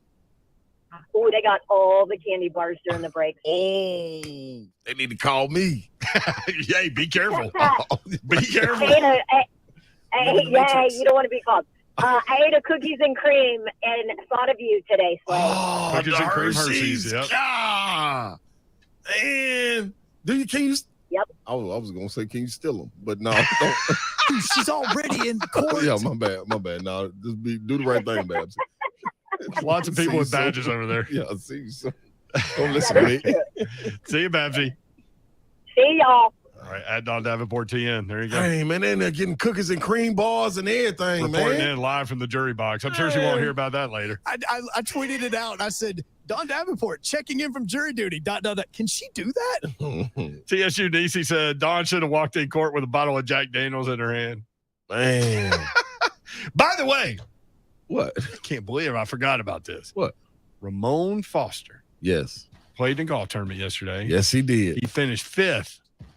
So, couple things. Ramon now knows why we kept the second place trophy because he knows how hard it is to finish second place in a golf tournament. And he was playing with a good group. You know what these else he barbecue did? He had guys. Brad Willis, who was from the Tennessee Sports Hall of Fame, who was running that thing. He had him on the show today and said, "Hey, man, can you get us something for finishing 5th?" Yeah. He was petitioning for a 5th place trophy. Shame. It's a shame. I told him golf serious, man. It's addictive and it is so challenging. Mm-hmm. By the way, if you're in Bellwood, Hartsville, Tanglewood, New Middleton, or Commerce, Tennessee, look out. Oh, it's coming. It's coming, baby. Be safe, y'all. Rome, Tennessee, 6:07 p.m. Oh, they got the time for it. Yep. Coming at you tomorrow. Coach Mack will join us. Todd Furman will join us. Yeah. And we'll have a lot of fun here on 3HL. Get it, baby. After party next. Stay tuned. 104.5 The Zone.